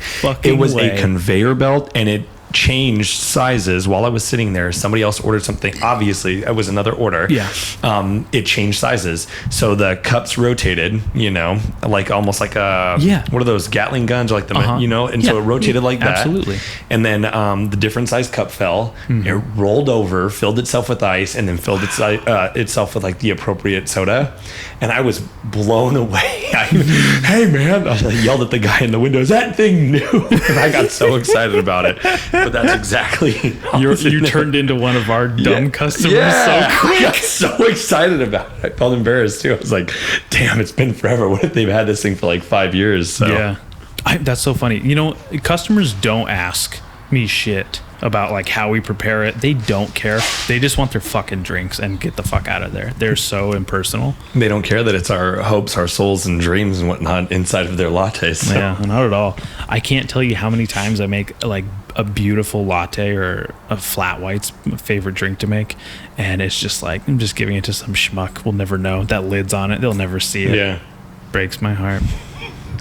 I love making a good espresso Take that drink. moment, man. Walk it over. Hey, look what I made. Look what I made. Show them. You see that dot? That's hard to do. See the contrast? Yeah. Hard to do. Yeah, that's fucking true. All right. What were you gonna say? Were you gonna say something about the? Sorry if there was like a gap there, guys. My recorder, my card got full. Turns out I need to prepare a little better next time. But did you say what you were gonna say about the whole Starbucks McDonald's robot thing?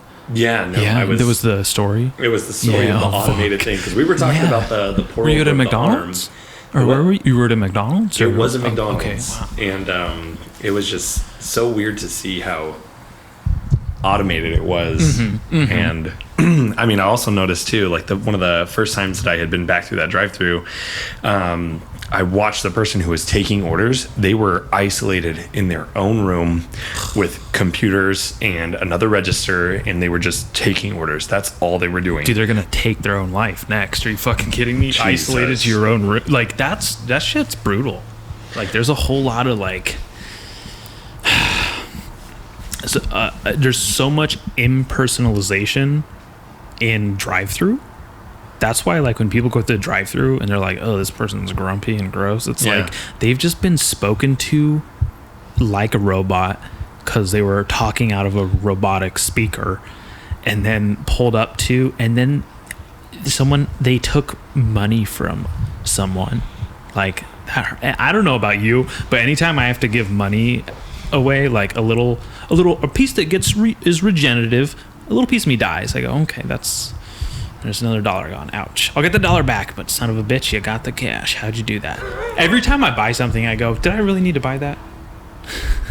I don't. Almost every time. Back to what you were saying about, having that interaction and also sort of being dead inside when they talk to an automated voice. I think that's why it's so fucking easy to just like crack somebody up.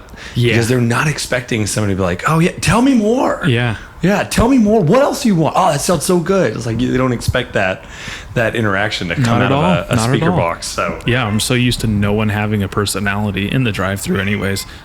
I couldn't tell you 2 times I've ever had like a fucking wild interaction, welcome to Carl's Dinner. Are you a little Whopper today? I was like, I don't know what you said, but I'm not interested. Thank you. Yeah. It's brutal. I ask them, no matter what they say to me, I ask them how they're doing. Yeah. Like whether I'm the customer or the person taking their order. Yeah. It sets a different tone completely. How do you do it though? Like we were in Carl's Jr. drive-thru last night, and they're like, welcome to Carl's Jr. What can I get for you tonight? I was like, hey, how you doing? Like, good, thank you. What can I get for you tonight? Throws them off. It throws them off. And they're like, yeah. It's this little speckle, even if it's a little bit. Just a little bit. Teeny little bit. Yeah. Get some going. It means a lot. I like that a lot. I do the same thing, but I do like to. I like to stop and really mean it. Like, you mean? Oh, you're not messing around. No, I mean, like I want them to know. So I'll go to In-N-Out and like, hi, welcome. What are we getting for you today? And I'll like stop and I'll like look up the menu, but then I'll stop and say, how are you doing? Yeah. Like I'm looking into their fucking soul. Oh shit. Right? But I do that just like. That's funny. I also want them to treat me like I would treat them. Yes. And so it's like if I don't take control in that moment, then I'm just gonna get another fucking robot. So if I set the mood and tone for that moment and I let them know like, hey, this is gonna be a genuine interaction, like, treat me with your best. Oh yeah. Then I can always follow up. I can always have a fucking perpetuated good experience, whether I do it or you do it next time. It's a beautiful. It's free.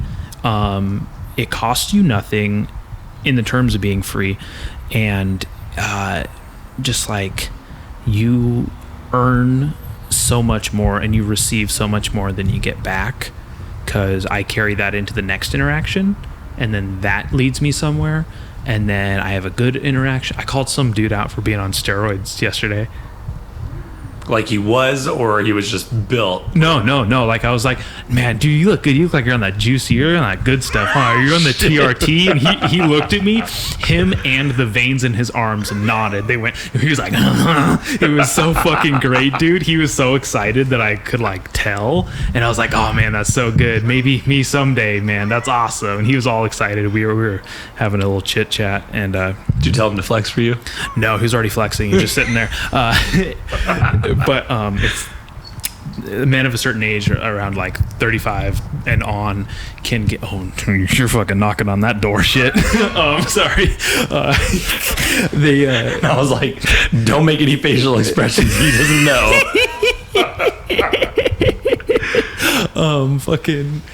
They go to like these men's health clinics. One of them around here is Ageless Men's Health, and you get your testosterone levels checked, and usually they're a little low, and they give you testosterone, which is steroids, which is hormone replacement, which is free.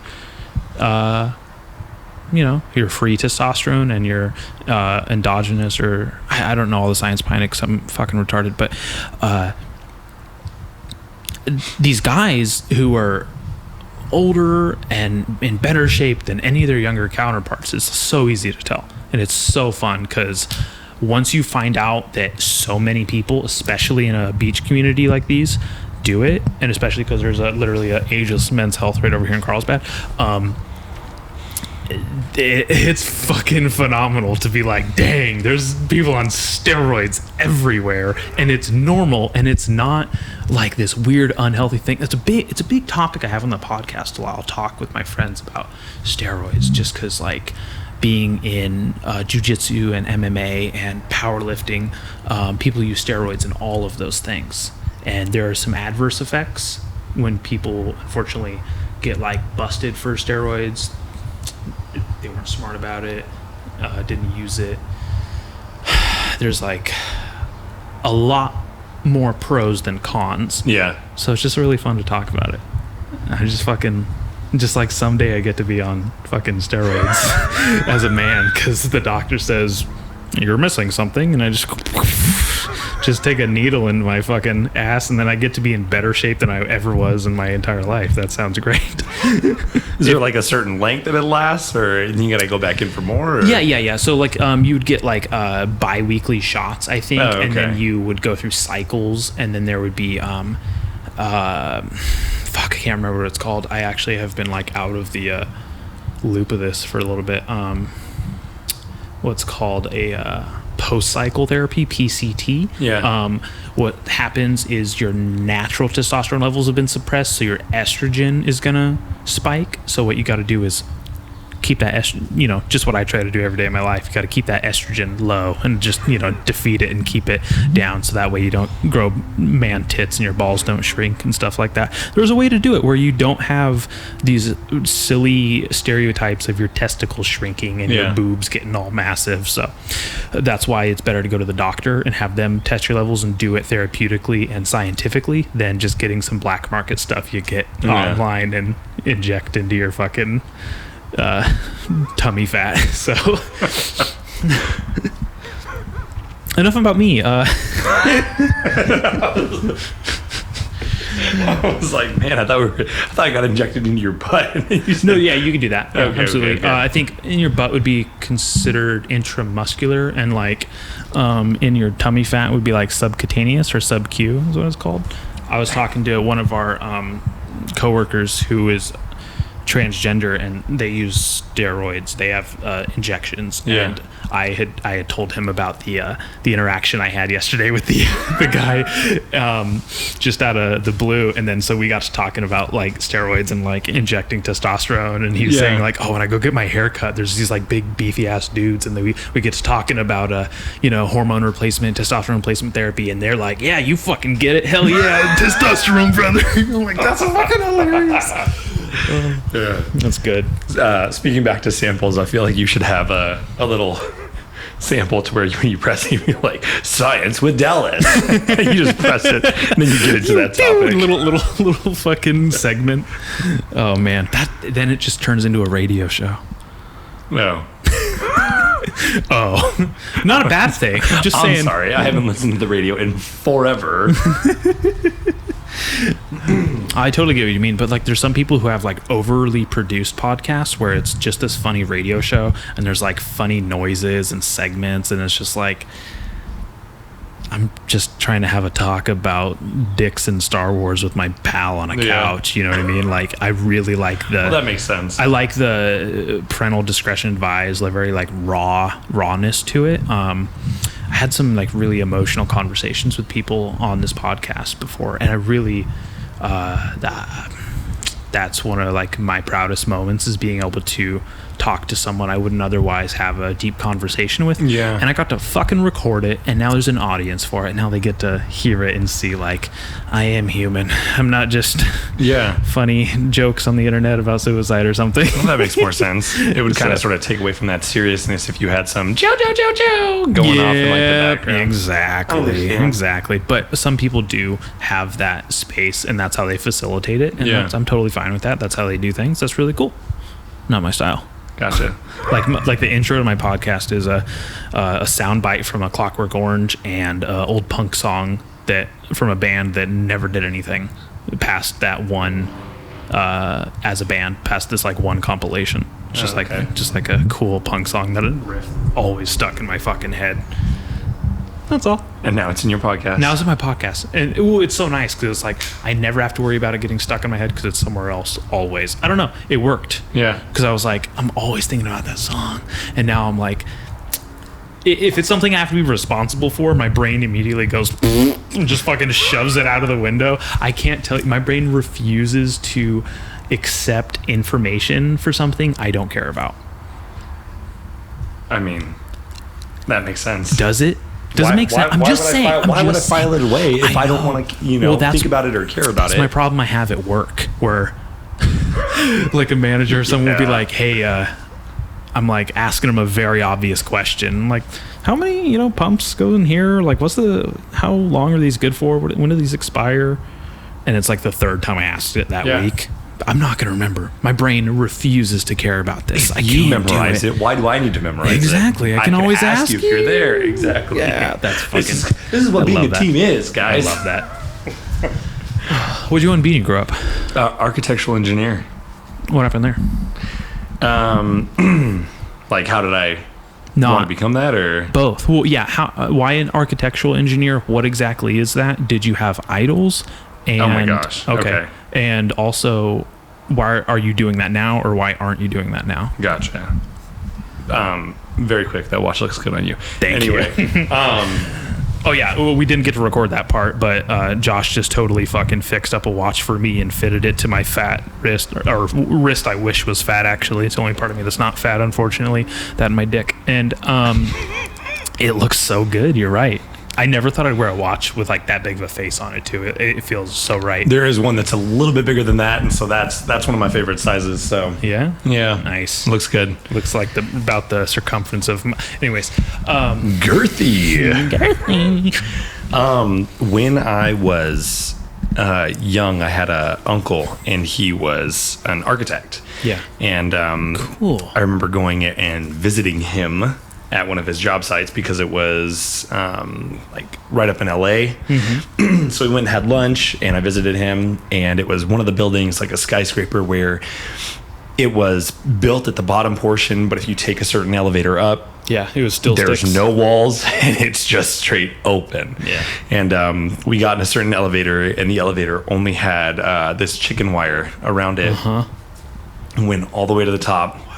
He hooked a little rope around me. We walked out to the edge, and we sat there. I had a peanut butter and jelly sandwich. He had some lunch, and we just chatted. I mean, obviously, like, it was the child, sort of like this 8-year-old asking questions and talking about, like, oh my gosh, this is cool. Like, just stupid things, like, why is this shaped like an eye? But it's not the I-beam stupid to is. you. Yeah. But it was such a moment. And he was just talking about how, this is what I built, and this is why I designed it this way, and this is how we construct it. Dude, you know what? That's a conversation I wish I got to have with someone. I don't know any architects. There's people listening, they've never known any architects. They would probably love to ask those questions and had lunch with an architect when they're 8 years old. And I mean, I don't think I thought anything of it in the moment. I thought it was really cool, right? My mom was super pissed about it when she found out. But moms. It was the connection that he took from what I did, like the playing with Legos, you know what I mean? And like building things. He's like, oh, your mom showed me like something that you built. It's just like that. Like you have an idea in your mind and you take that out of your mind and you put it into what you're doing. That's nice now. And it was that connection that just sort of like, all right, like I'm really good at that. So why don't I go that direction? Yeah.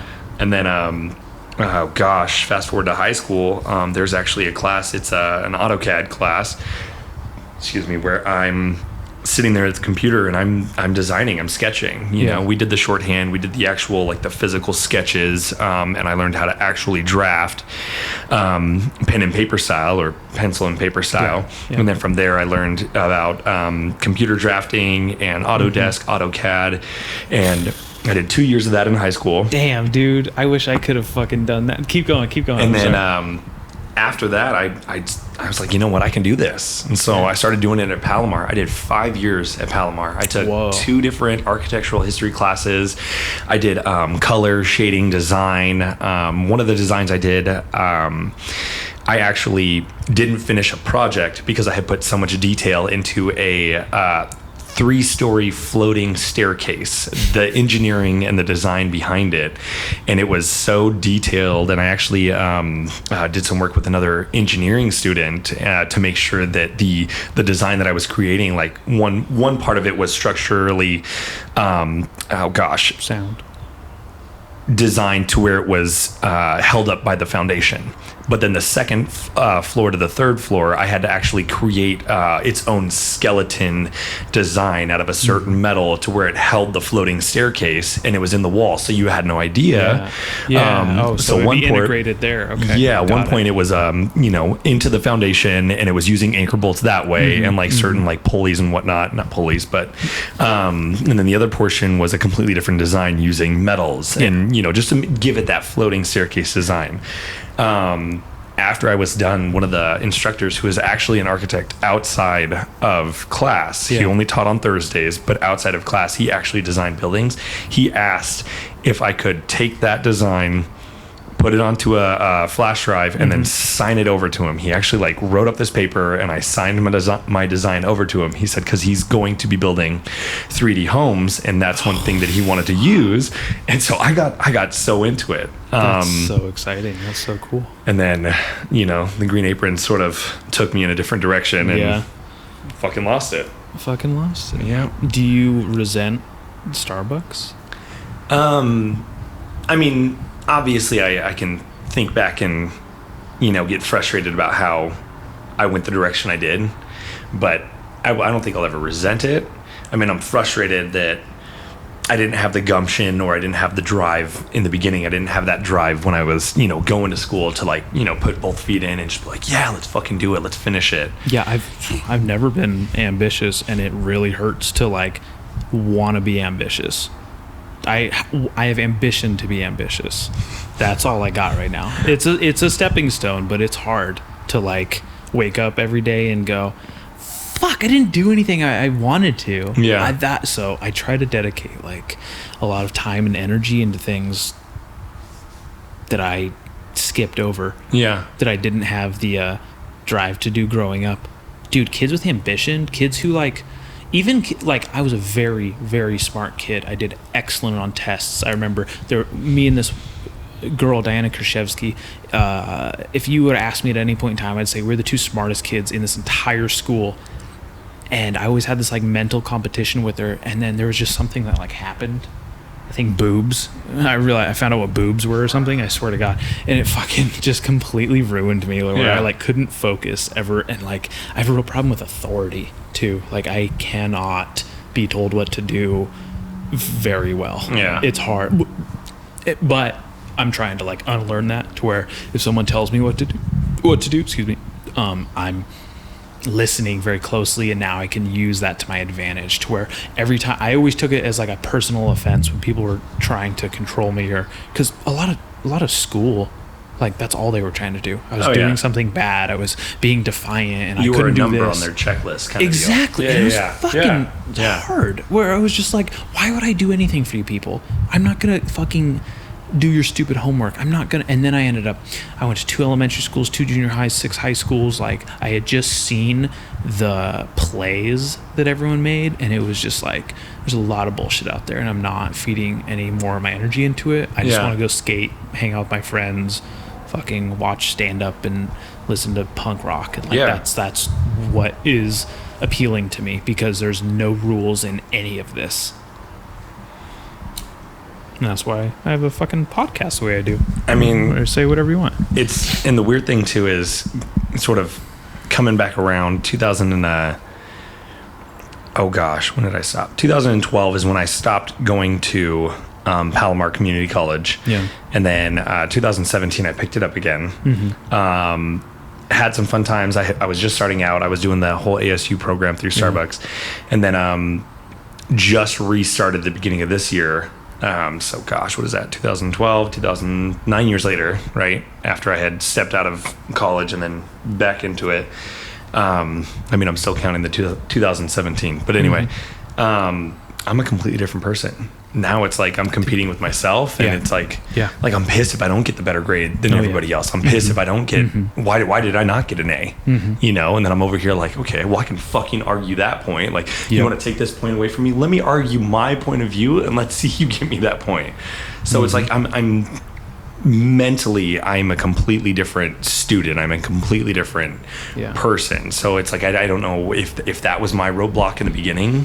So I don't know. It's tough to think about. It's tough to think about, because even if you find out the answer, it already happened. Yeah. There's no correcting it. You can only proceed from here on out. So I guess that's kind of why, like, you know, we look back and try to find what our errors were. Yeah. It's important. It's important for reflection.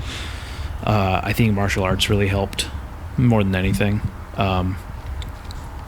Oddly enough, podcasts. I stopped listening to music almost entirely. Like, I used to like everything about this band, this artist, whatever, and it was a huge part of my life, but I had never played any instruments. I was never in any band.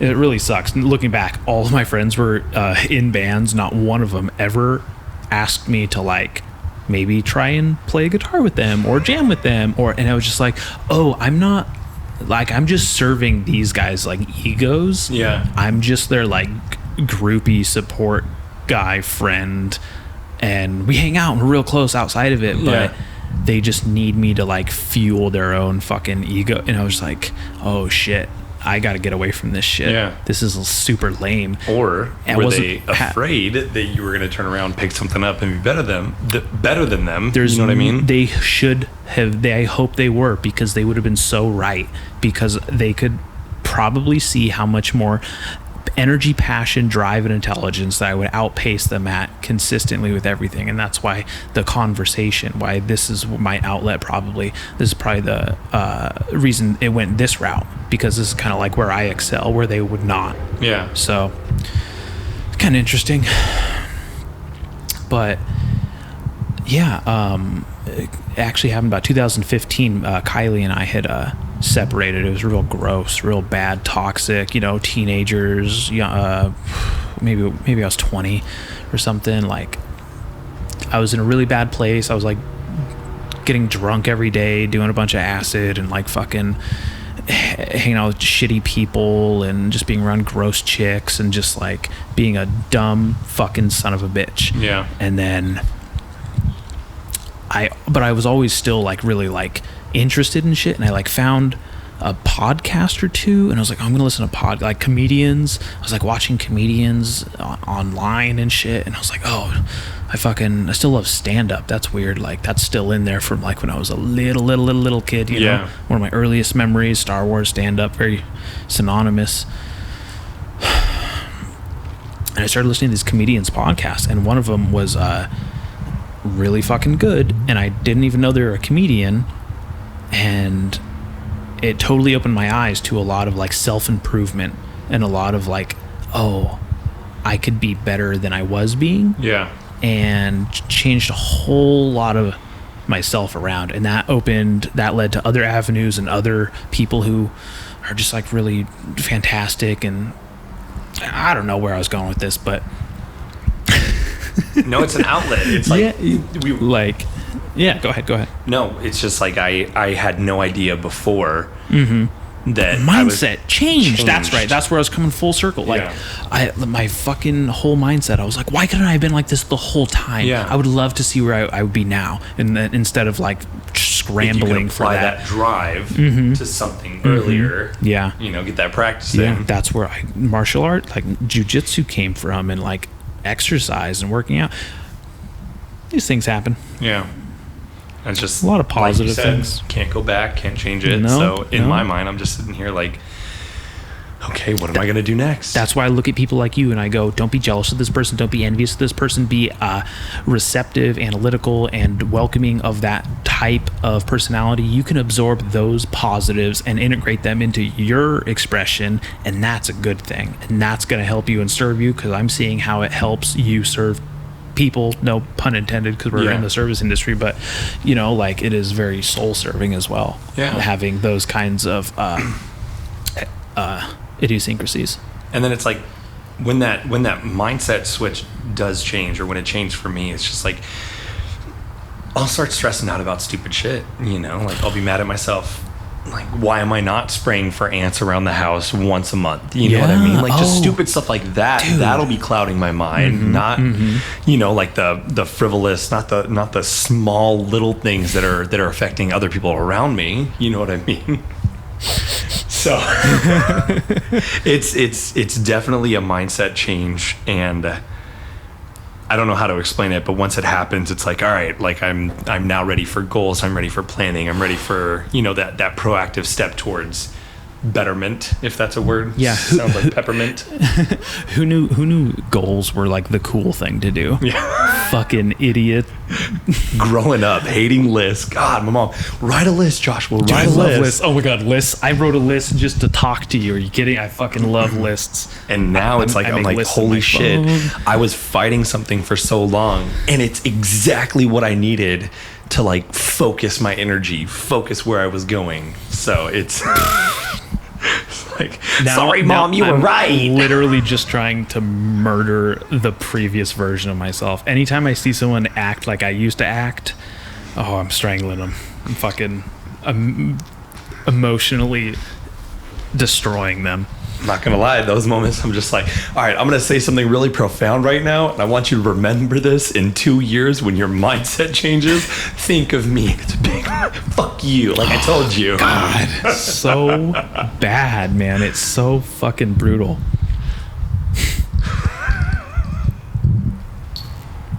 I really want to put a new battery in this guy. Do it. Okay. Here. Gently set this down. Can you narrate what you're doing? Yeah. Please. So, one of the watches, plastic wrapped and looking gorgeous, not ticking, pulled out the crown and rotated it a few times. All hands are moving, so that was a indicator that the battery had just died, and nobody bothered to pull off the case back and put a new battery in. So now I am just... What type of battery does it take? These bad boys right here, actually the biggest battery, it's called an SR626. So the 626 is probably the most common battery in all watches. Okay. And so kind of one of those little button cell batteries. So I'm now fitting this little thing in here and make sure it works. I'm gonna put the back on, and this would be the moment where once the back goes on, you would put it in a pressure tester to make sure that it stays and keeps pressure. If there was any air leakage or anything, that could be, opportunity for water to get in, which is not what you want. Not at all. On your watch, Definitely especially not. if you're diving with the watch and all of a sudden your life depends on how much time you're underwater. I mean, I love that people want to dive with such stylish wrist accessories, man. Well, I mean, when it comes down to it, it's like the whole analog versus digital. And at the end of the day, sometimes digital has a little bit more tiny parts that could mess up. So, especially if they get wet or the pressure gets to them. I mean, I'm such an analog over digital person for a lot of things. I'm very old school, I appreciate the way things used to be. Very nostalgic, very even to a detriment, So I like a lot of things that are classic, old school, original, or I like early punk rock. I don't like new punk rock. I like early muscle cars. I don't like the new one. It's like like there's a cool factor that is undeniable, and I'm trying to shake that because there's so much that I'm afraid I'm holding myself back from, just like I used to with like a negative mindset. That really like piss poor, closed-minded, and defiant mindset can kind of not be so serving. So it's a strange balance. Like, I thought, I never want a digital watch, but I'm open to the idea of, wearing a digital watch once in a while. Do you ever have digital watches on your wrist? Actually, the very first watch that I ever had was a G-Shock digital watch. No way!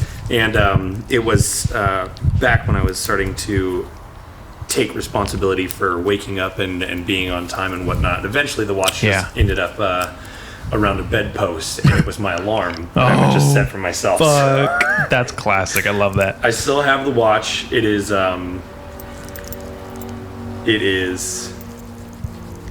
in my sort of never to be worn again collection, so it's just sitting there. Is it sentimental?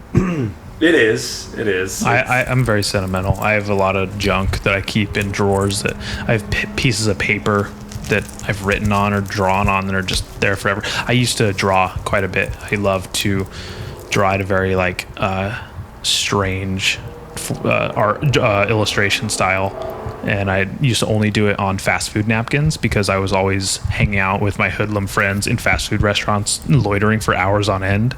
So Kylie actually has an entire binder, multiple binders, I think, maybe, of just napkin drawings of just fucking bizarre shit. And why did I start talking about drawing? Where'd that come from? I don't know. But I was just thinking, sentimental. Yeah, sentimental. That's why. What were you thinking? No, you should. How awesome would it be to take that, and that should be a coffee table book, Yeah. like digitally scan, make it a coffee table. That would be really fucking and cool. And then just have some random ass quotes or things that were said just to match with them. Well, that's what I used to do. Is I used to have really asinine phrases or funny or punny things, and I realized this was one of my earliest forms of joke writing. Would be these silly accompanying phrases, almost like a political cartoon without the politics, Yeah. I'd have a drawing with a funny phrase on it, or it'd be a pun, and I'm kind of I'm just realizing now, that was an incarnation of joke writing that I was doing without realizing it. That's really fucking weird how those seeds are planted, Yeah. Mike's back there.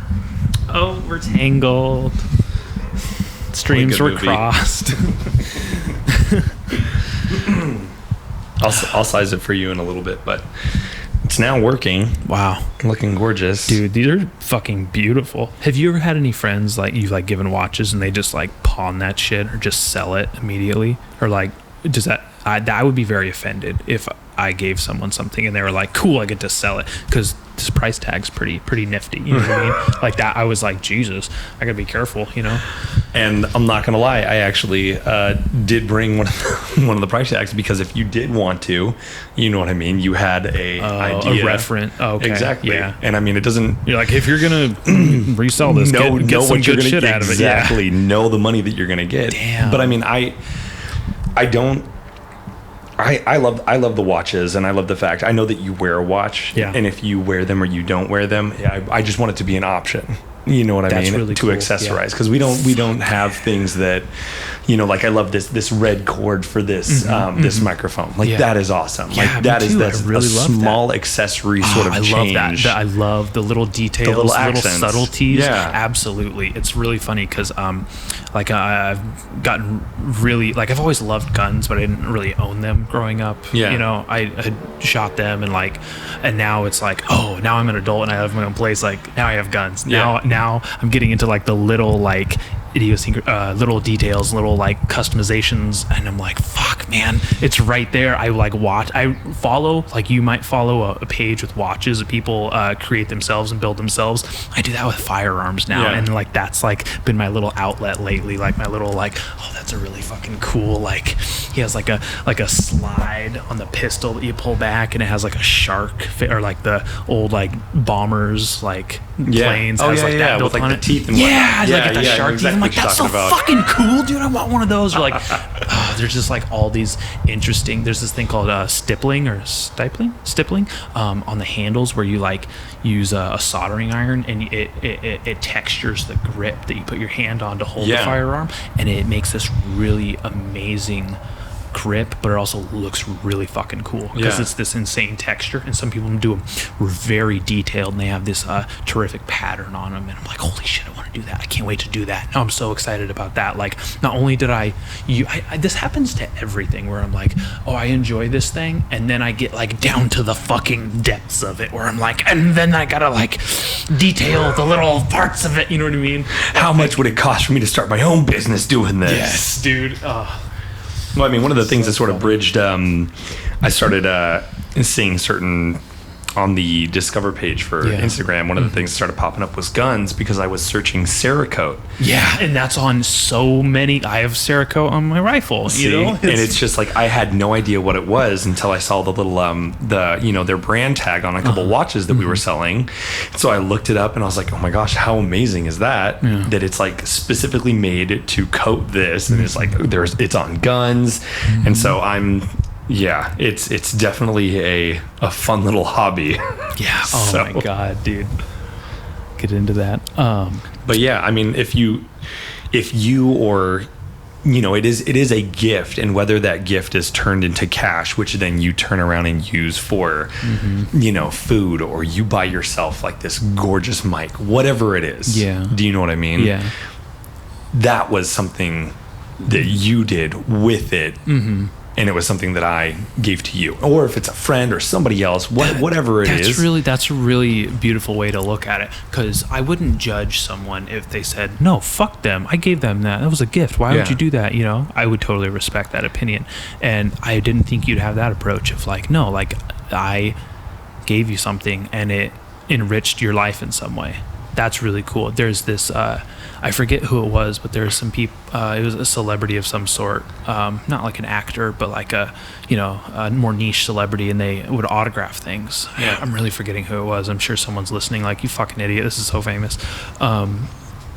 They would sign things, and just as many things as they can, like, oh, if I put my autograph on something and you like can get a new car with it, like I just gave you something for free with like a Sharpie. That's so big, you know what I mean? Like that is huge. Like that is such a all boats rise with the tide sort of thinking, and like that's so fucking cool. I would love to be able to just be like, bam, like just give you that, and I didn't have to spend any money doing it, you know what I mean? Exactly. That's a really beautiful way to kind of distribute something voluntarily, of someone's own volition is so much more respectful than something being like kind of being forced out of someone. And I mean, down the line, like, let's say you're like, you know what, I love this watch so much, like this is so awesome, and you really do have a passion for that thing, right? Mm-hmm. Or let's say it was somebody else and they're like, you know what, this one's super awesome, I just wish it had this, or I wish this was a thing.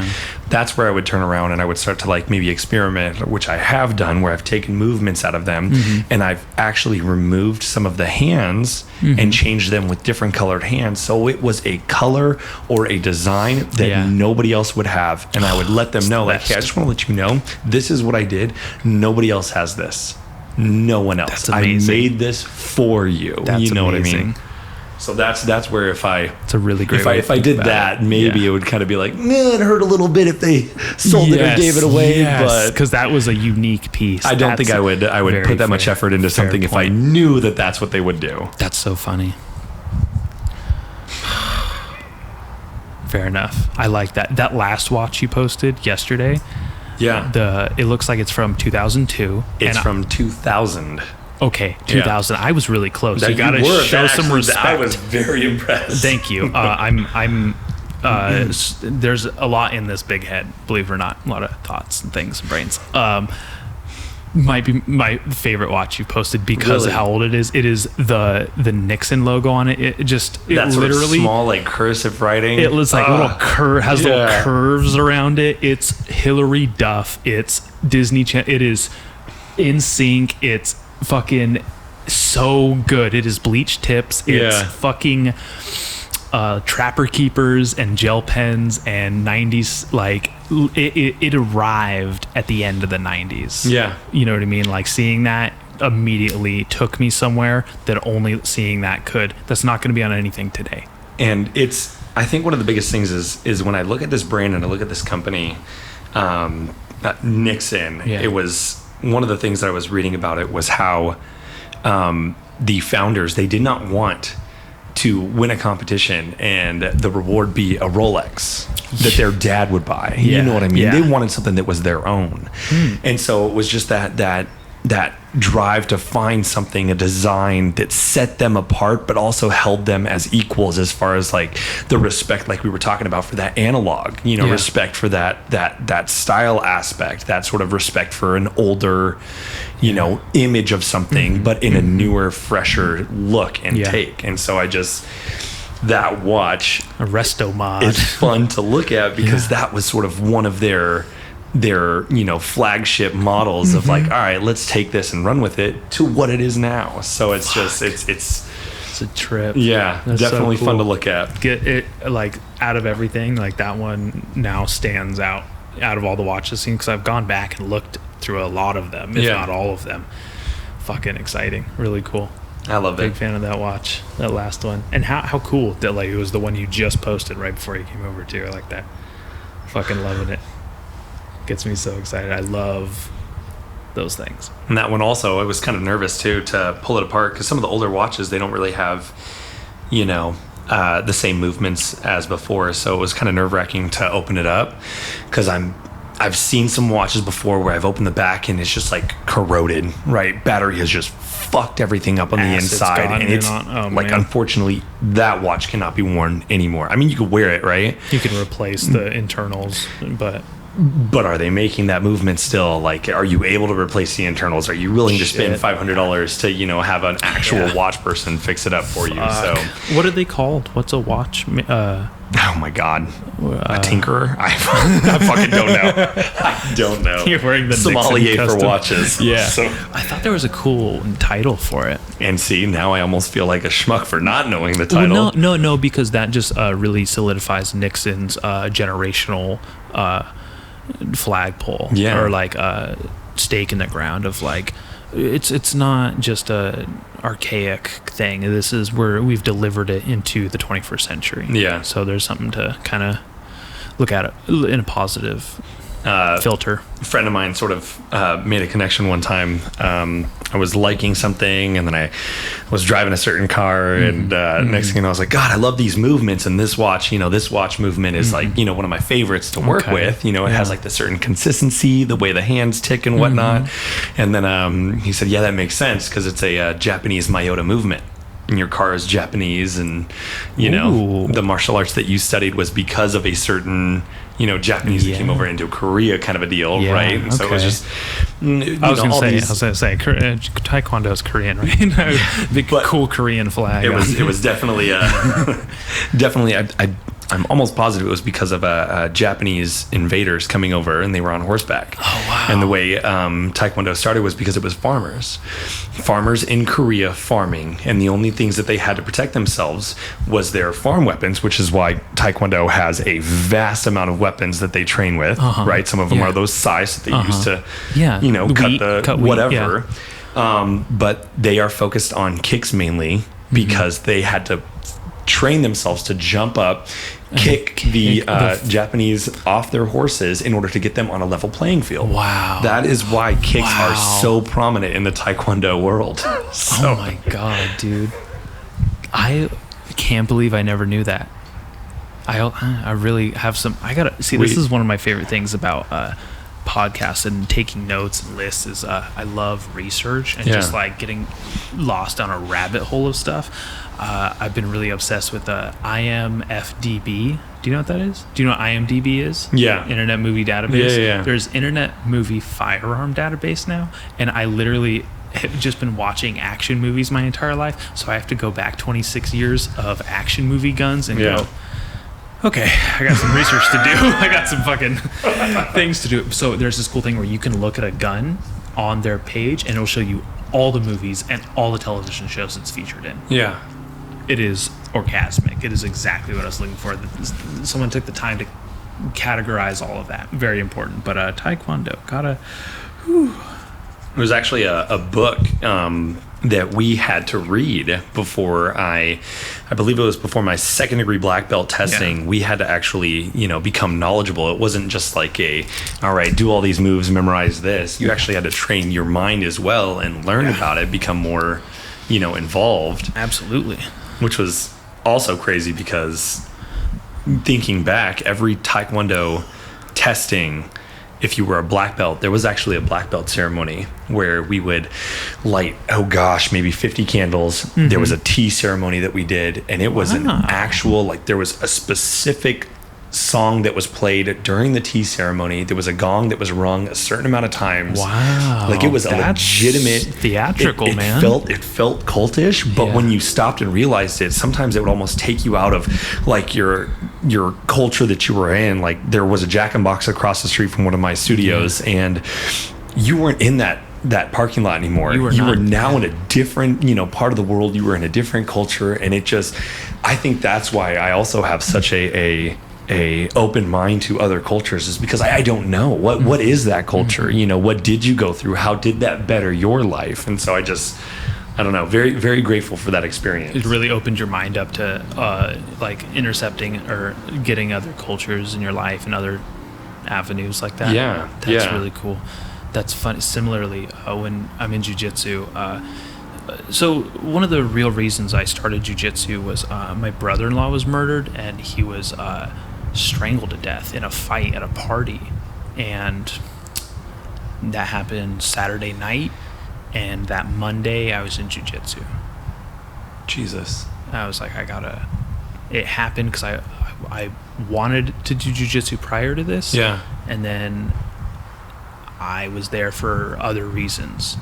So I always think about him at some point when I'm training, because I'm thinking, someone's killing me, because someone's strangling me, and I think I still have a chance to fight out of this when he didn't. And it's this really strange, I'm right next to a Mexican restaurant and a grocery store outside, but inside I'm leaving these demons and this sweat and really exercising some of those toxicities out of me here, training with someone that I'm not getting anywhere else, and it's just harnessed in this building with some blue mats and some pajamas. So it's pajamas. Jesus. They call them pajamas. It's very funny. I love getting to bring whatever I know about jiu-jitsu and martial arts and slam it on Taekwondo, what you know about Taekwondo, because there's such an immense culture around it that is so modern, because it's just one of the fastest growing martial arts and sports in the world, and it is going to be in the Olympics in 2024, maybe 2022, I don't know the year, but it's just so cool, so exciting to I was telling them I couldn't stay late at work the other day, and one of our coworkers was like, they have to go to their cult meeting, and I was like, it's so funny to you that you think to you it's just this funny cult meeting, and I'm getting back more than you will ever know on a weekly, nightly basis. I love that.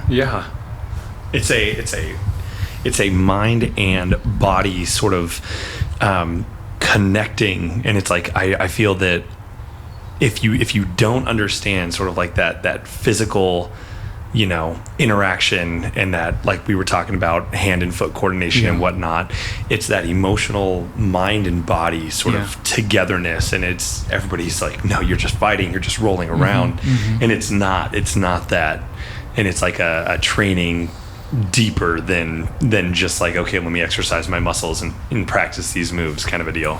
Exactly. I mean, those are just bonus parts where it's like, oh, I get to be in a better shape. I get to be better shape. I'm more confident, walk around. I know how to defend myself. But I'm getting closer to people whose sweat's dripping in my mouth and who are kicking me in the balls and who I'm apologizing to in between movements that are meant to maim or kill someone. Yeah. You know what I mean? Yeah. Like, this person just, if I didn't tap and he didn't agree to let go when I tapped, my fucking arm would be broken and I'd be in hell. Or if I didn't swallow my pride and tap to this white belt choking me, I would be dead or unconscious, and we'd have a whole nother fucking bag of hammers there. So they would never understand that. Need to do some interfacing there on the old stuff. No. I will say there was speaking back to the culture of it, a sense of rank, a sense of respect. If I was a rank above someone else, like regardless, like I was to be looked at as senior. Yeah. Even if they were literally a senior, I was the senior, and there was that respect was so strongly upheld in the studio that it was to this day like why I command that presence when you're around. Whether it's at work, outside of work, whatever it is. And I just remember how I had a situation where somebody there weren't many kids my age in the studio. There weren't many people my same level of experience in the studio, but every once in a while when there was, it was nice to fight somebody your same level because you wanted to get that practice. That's the closest version of yourself that you can conquer. Yeah, exactly. And I just remember how I overheard somebody saying, if you actually hit Mr. Paws in the face, you might get yourself a better fight because it'll piss him off. And I was like, no, I did not just hear that. I didn't just hear that. And then actually on the floor getting hit in the face, and you would say to the other person, you would tell them to watch their control, out of respect. Yeah. And they didn't. They hit me again pretty hard. Oof. And I said, okay, I need you to really watch your control. And I said, if not, it's not going to go your way. And long story short, they ended up on the ground, blood coming out of their mouth. And fuck. It was, it was kind of eye-opening because, everybody looked at Mr. Paws as the, fun, loving Afro, tiny tiger teaching karate instructor who never really laid anybody out. So it was definitely an experience for everybody else. But that respect definitely needs to be upheld. That's really interesting. Our professor, the black belt, he tells us, like, any of you guys can submit me. You just have to, do the correct techniques. Like, all of you have the ability. Like, most of you here, you're all stronger than me, you're bigger than me. I shouldn't be able to do this to you, but I know more than you. Like, he's very transparent about it. And I try to be quite transparent with people as well, because it's not uncommon for a lower belt to kick your ass. Yeah. Like, happens to me all the time. There's this kid, Furious.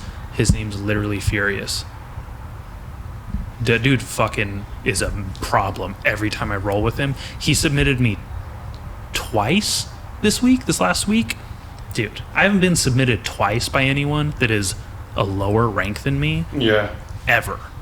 Were you furious? I was mad. I could not. Dude, just surviving against him. Like, I might be technically like a little superior grappler. I'm also like, a little bigger, maybe a little stronger, but he knows what he's doing, and it's fucking amazing. And there was this guy I'm friends with, Landon there. He he's a white belt too, and he fucking submitted me twice. Also, I had a really bad week in jiu-jitsu. Let me tell you, I got submitted 4 times, all by white belts. It was the tongue. It was the tongue. It was the food poisoning. It was a lot. I had a rough week, but I'm not gonna make excuses because I know for a fact that I've been a white belt and have submitted upper belts too. It's not uncommon. These guys kicked my ass, totally fair and square. And although landed, he was so I was playfully mad that he got me twice because he's never submitted me before, and I was like, son of a bitch, dude, he's getting good. I'm slipping. You really gotta like. It's weird because there's like am I letting the white belt get a submission on me? Like, am I like helping them? Am I coaching them to do it? Or did that actually happen? Am I taking it easy on them? Yeah. And then I kind of had to like turn it up. I had to like crank it up. And what I'm doing right now is so rude and disrespectful. And if I ever heard someone else saying or anything like this, I would just immediately like, they'd go down a peg in my book. Yeah. So let me just, everyone take this with a grain of salt. I am nothing, and I'm just talking shop. This is one of the few things where it's like I might say the R word every once in a while and say put my foot in my mouth and say the wrong gender, but like this is where I'm like, I really am sorry if I offended anyone, like I'm dumb and I put my foot in my mouth. But I mean, as far as like, from the martial arts standpoint, I completely understand what you're saying. It's like that shit catches you off guard. Yeah, I had to crank up the heat on him and really was like, okay, but it really pushed me to a whole new like, oh, you asshole, you're not giving your best and you're doing them a disservice and you're hurting yourself now because you just got submitted by someone who arguably on paper shouldn't have fucking submitted you. Yeah. How long you been doing this? 4 years? You fucking let someone who's been doing it a year and some change, maybe less, fucking get the better of you? Yeah. And then I like really like got real aggressive and real like into it, and I fucking really I submitted them too. Yeah. Or at least one of them, I'm not going to say which one, but I hope he's not listening to this right now too, because I think he just fucking started listening to the podcast. I love him. And I was like, fuck, man, I could have been doing that the whole fucking time. Right. It's a weird battle where it's like, do I let someone, not just them, but like anyone in general, like get to the level of like confidence and proficiency of attaining the next goal of like, you're a blue belt, you're 1 rank above me, I'm fucking coming for you. When you're a white belt, you see a blue belt, there's just blood in the water now. You're like, I'm so fucking hungry, I'm here to eat you. You are exactly what I have to destroy to become. It's a whole different mentality. It's so funny. And then I'm just like, oh, I'm no longer a white belt. Thank God that's over. Now time to learn jujitsu. Oh, fuck the white belt. Oh, they're nipping at my toes here. Oh, shit. And then it's like, oh, yeah, remember, you can fucking give it to them, too. And I realized, like, I think haven't been giving all of myself that I could. Well, so what you said, how you went from, I don't know what the belts are in jiu-jitsu, but you went from one to another, and then you said, okay, now I can start learning jiu-jitsu. Mm-hmm. But I think one of the biggest things that I'm hearing is like, you're sort of very aware that in those moments it's like, okay, am I learning in this moment or am I teaching in this moment? Mm-hmm. You know what I mean? Absolutely. And it's not I like love being the teacher. It's so fun. Okay, so it's not something, regardless whatever you take away at the end of the day, whether you're learning or teaching, you're still taking something away. You're taking away the fact that you have that gratitude of like showing somebody else like, okay, this is what you could have done better here. Or it's like, oh shit, did I just learn that I couldn't have done this or I could have done this in that moment? So I don't know. I think of it in that moment, I would have taken something away regardless, and I would have felt. Believe me, I'm talking about it now. So, yeah, which I'm trying to. I don't know how to put it into words, but I'm trying to show that praise and like that communication of this is that higher power. This is that higher step of understanding. So yeah, it's brutal. It's fun. Fun brutal. I'm saying that a lot. Now that you have me here, is there anything you want to ask me or tell me or fucking inquire about me? Any mysteries about me you'd like to be solved? Oh gosh, I know if you got me pretty much pegged, that's fine too. I enjoy a good pegging. Whoops. That is the tamest thing I've ever said on this podcast. Oh my gosh. As far as questions, I don't know. That's fine. It's more just self-indulgence. And sort of like if I did have it, burning inside of me to let it out. Yeah, also because I'm like, I feel like I'm pretty much like satisfied like when I get to sit down with someone and they're like, there's some things I'm curious about, like what makes you tick. No pun intended with all the watches around here and movements, Jesus. I think I just want to return the favor to people too. I like that. I don't know. I feel like if ever I did have a question and it was burning, like I would reach out, kind of a deal. I feel like I'm a very open book. People are very receptive to that. Yeah. Good. This has been great. This has been fun. Thank you so much for being on my podcast, Josh. Pause. There you go. I paused. Get it? Any parting words here? Other than to treat everyone as if you don't know them and have no idea what they're going through, and maybe they're going through something just like you, but you have no idea. I don't know. Yeah. I felt like that was a profound moment right there. So Absolutely. I felt like I was a little bit of pressure. I know. I think I phrase it. I make the air in You did. I was like, air in oh, the room kind of. God, like I don't. I Have think I do. I need to stop doing that. We could just fucking. Well, sometimes I'm just That like, was the all most right, let's pressure go I on felt podcast. today. I hope you do jujitsu soon. It would be nice to get a different perspective. It would be so cool, and I think you have such a fucking good frame on you. You'd just be fucking people up. You have no idea, and you have like some athleticism and energy, and the fact that you don't do jujitsu blows my mind. Dead serious. Well, thank you. Yeah. It's also making me nervous. Like, well, shit, if I do try it, am I supposed to be at a certain level? Not necessarily. I mean, there's people who naturally are going to be better at it.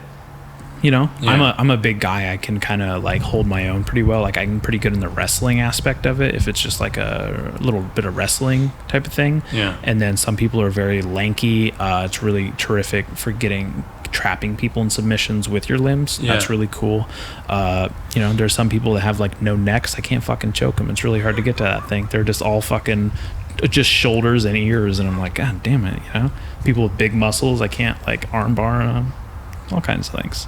There's just some things. There's people that are going to come in with some advantages and disadvantages, just like every aspect and every walk of life and every environment and position you find yourself in. Okay. So don't think too much of it. No. Just go in and do it. Yeah, just be a sponge, honestly. Okay. Yeah, and know that like, I can. There's fun little moments where you're like, I can do this in here in this moment. That's cool. Like I can definitely exploit that. Yeah. There was this one time I was rolling with this girl, and she was really small, and she was on my back, and I was letting her get it because I'm not gonna just smush her because I could sit on her and be over, but that's not the way I learn or she learns. So it's a perfect time to like sharpen technique.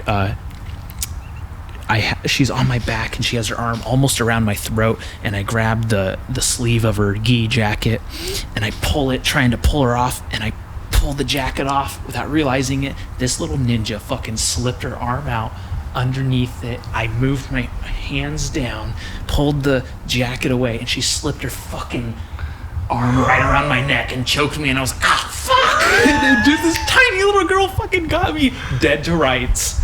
Shouldn't have let her take in my back, and she fucking exploited it, and I have not stopped thinking about that since, and I was like, oh my God, I know so little. She pulled the Shiva on you. Yeah, she did. Extra arm out of nowhere. Woo! Fucking General Grievous back there. All right, Star Wars, folks. JP, thank you. Thank you for being on my podcast. It was fun. I can't wait to do it again. Later, guys. Thank you.